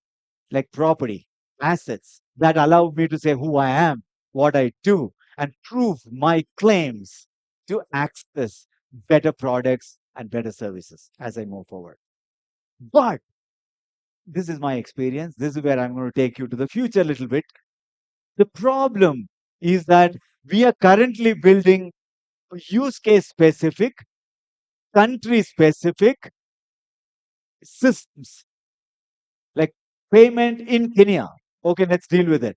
Oh, data in Ethiopia. Let's deal with it. Agriculture in, South Africa. Let's deal with it. The problem with this is like building a new road for every new vehicle. And this is, as a computer scientist, I can see this playing out. Now, this is going to take hundreds of years. We'll never get to it. And all of us will die and go, and we'll be still conducting these workshops of how to do it, right? It makes no sense for us to be able to wait 8 billion people, 300 million business, wait that long to be able to actually progress because it cuts across agriculture, livelihood, everything that they touch their life. So it can't be one at a time. And that is where we've started reimagining. Could we reimagine more universal infrastructures? That means it's like internet is a universal infrastructure. Now, it might be serendipity, some other efforts, maybe it's before the geopoliticals all set in. I don't know when it happened, but when it happened in 60s and 70s, academic driven, university driven, but at scale, when it came out to the public good in early 90s, for us to use it, it became a truly decentralized universal infrastructure. It's not that Kenya built a separate internet, India built a separate internet, and then later we said, oh, okay, we need to interconnect them. No, it just existed. And because of that existence of universal infrastructure or GSM, telephony infrastructure is the same thing. I can pick up any phone, buy any mobile device, any SIM card, any parts of the world, and call you, and the voice travels. It's beautiful, right? So there are mechanisms we have seen at humanity scale, universal infrastructure playing out, but we find it hard to repeat that anymore. So we were starting to ask the question: why did we lose that momentum? We built telephony, we built internet, and then we built nothing. Really, then we outsource everything to pretty much big tech or private sector, right? So there might be a way that we can actually build this. And then second part is user centricity. This time around, identity conversation is not about identity authority. Identity conversation not about identity system. Benefits is not about benefit system or government. It's all about people. If you don't design a system that has people and businesses, small businesses, 100 million plus businesses only in India, 300 million businesses around the world. So the long tail of small businesses is really, it's not short, right? So given these two, especially in global south playing out, we must make sure our designs put them at the center and ask these three fundamental questions. Who am I? My not philosophical question, okay? That you can have it later when you have a drink. This is about my ability to prove to a system. I walk into a bank. Who am I? This KYC. I walk into a government office. Who am I? That's a form of identity, which is why all of you are doing this conversation identity. About who am I? Second, what do I have? My ability to make claims, take custody, and transact my assets is very key. Today, much of that is actually broken. Why? Because these assets are in paper form, physical form, unverifiable.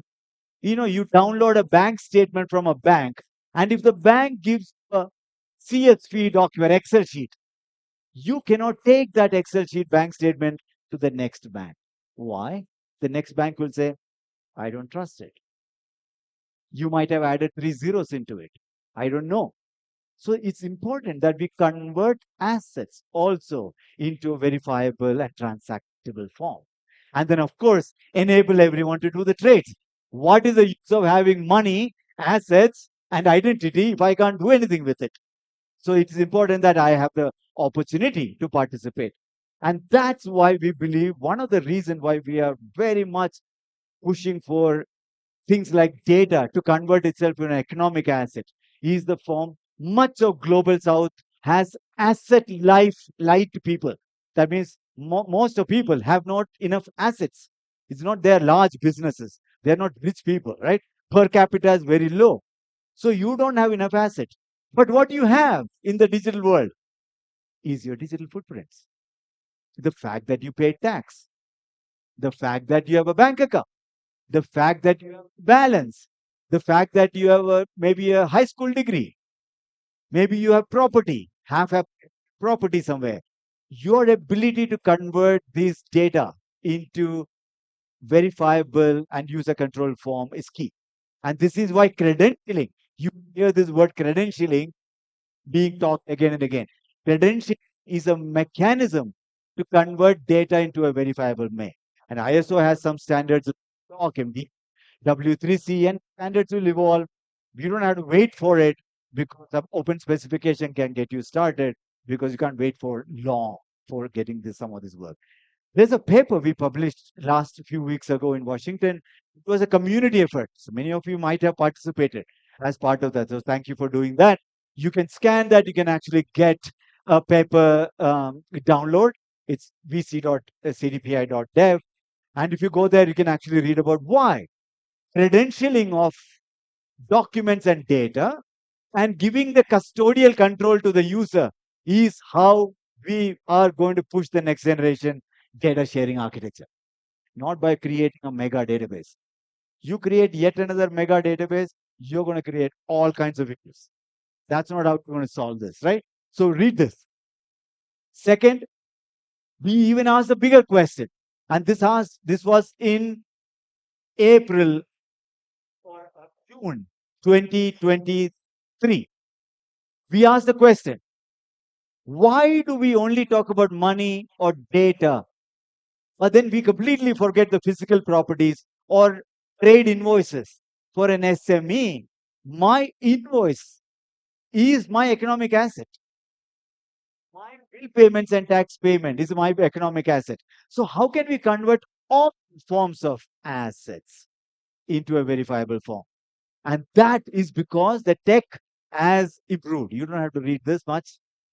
Tech in today's world allows you hear this word tokenization. It's not about some crypto token I'm talking about. Tokenization is a way of converting assets into a verifiable and transactable form.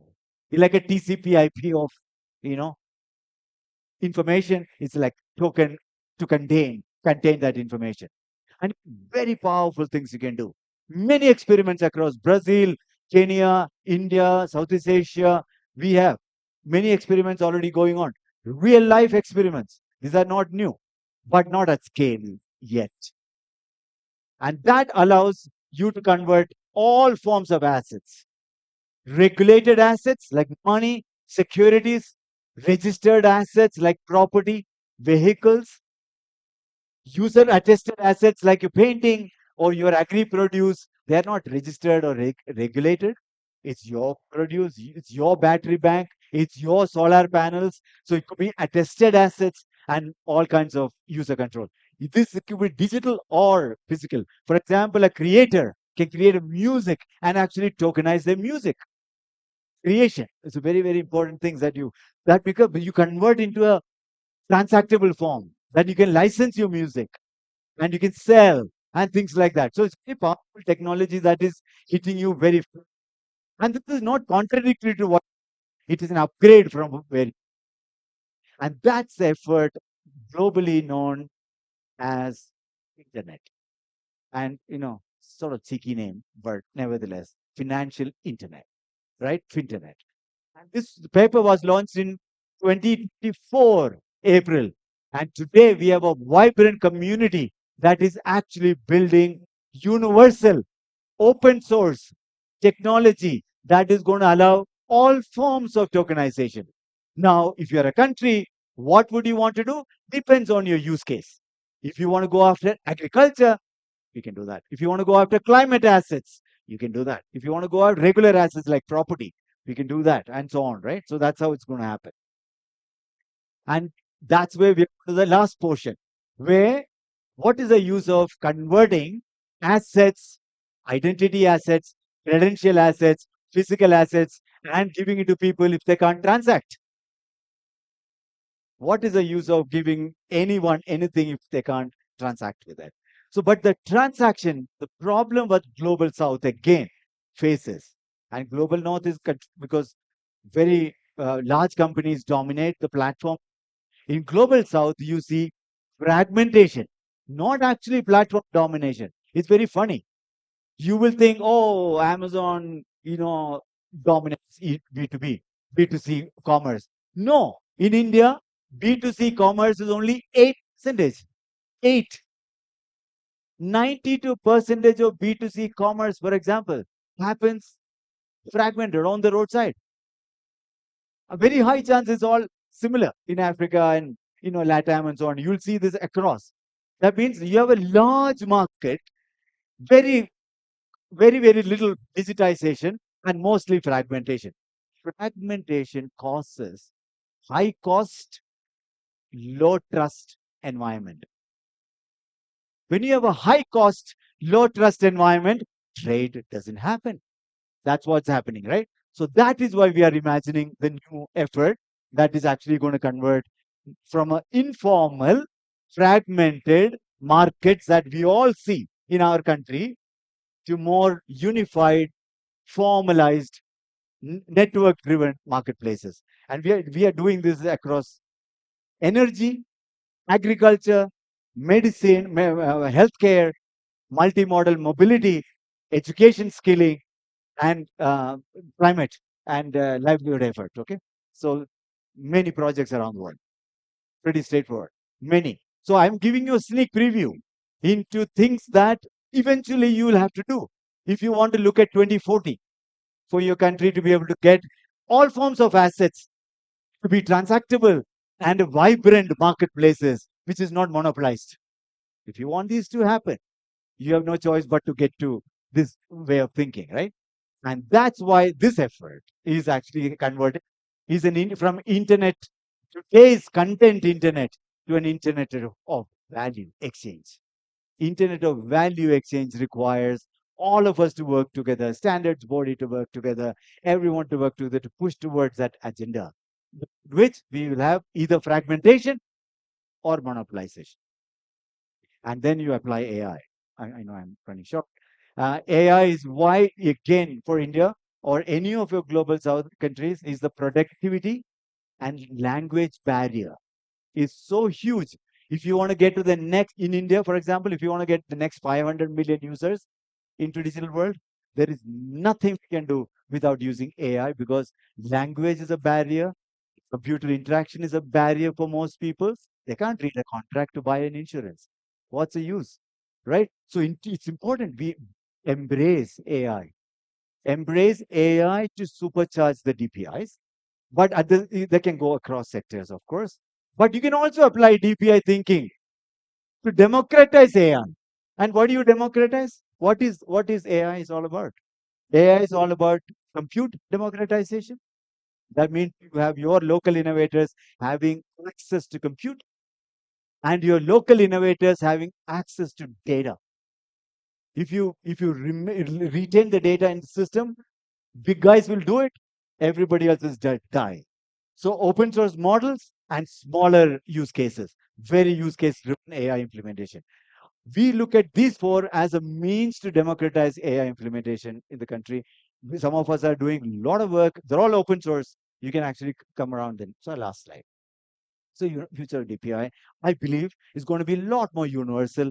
You don't have to, each country, 190 countries, one sector, we will not do. We can accelerate. We believe we can accelerate, but with still having sovereignty and control over the flow of information on top of that thing. but we need interoperability and we need open standards. We need to be able to believe in those core principles to be able to do. But last one, never going to happen cross-border without user custodial flows to happen and private innovation to thrive. So I'll leave you with these thoughts so that you can go drink. Okay, so because these are a little bit crazy into the future, but lovely. Thank you so much. Yeah. Right, thank you. Right.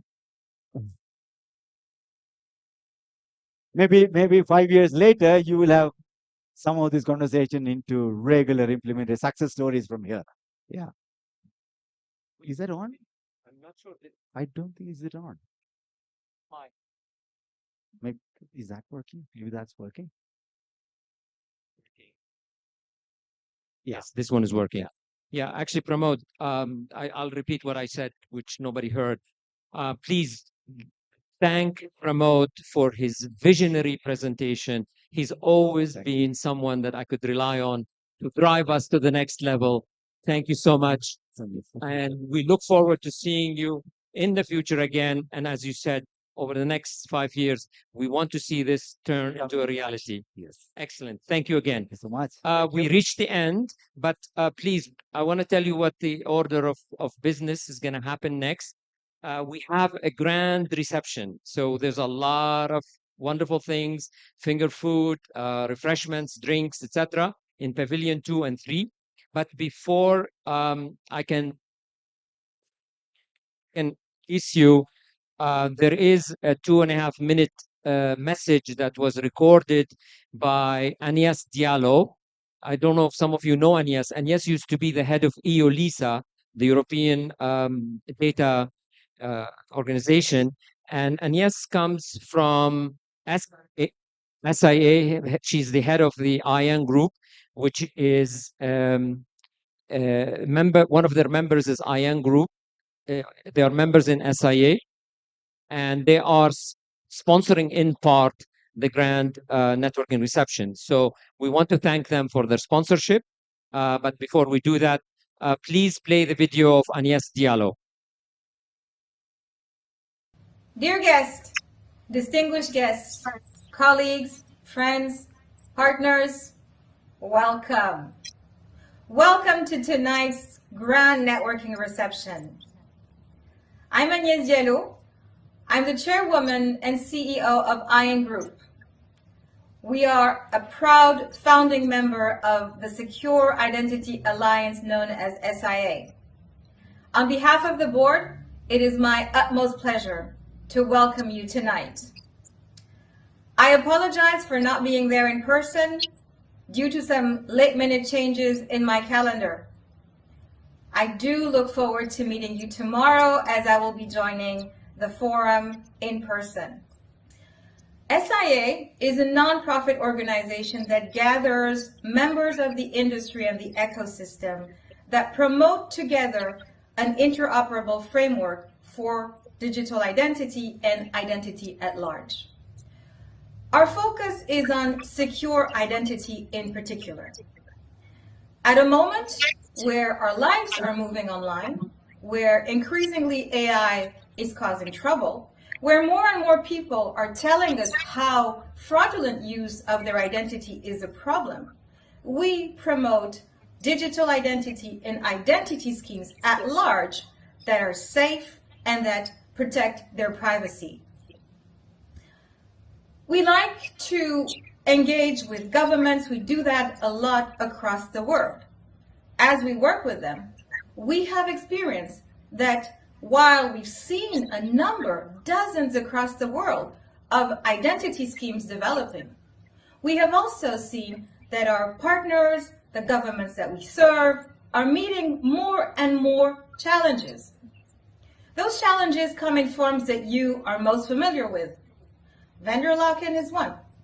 The ability to master the data that come on the servers when identity frameworks are being developed.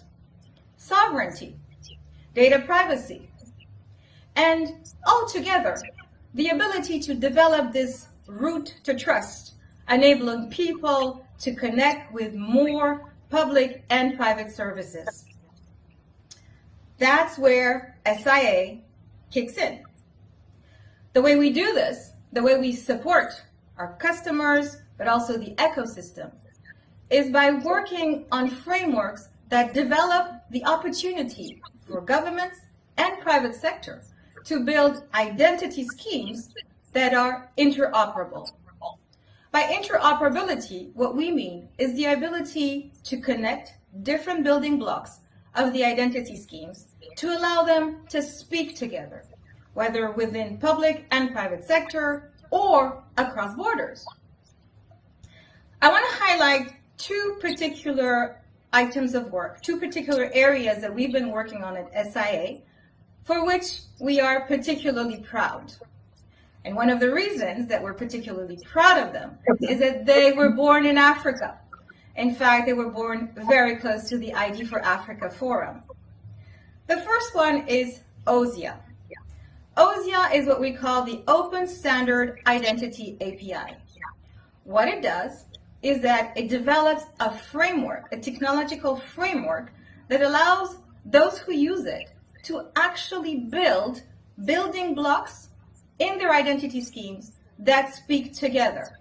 It focuses on interoperability.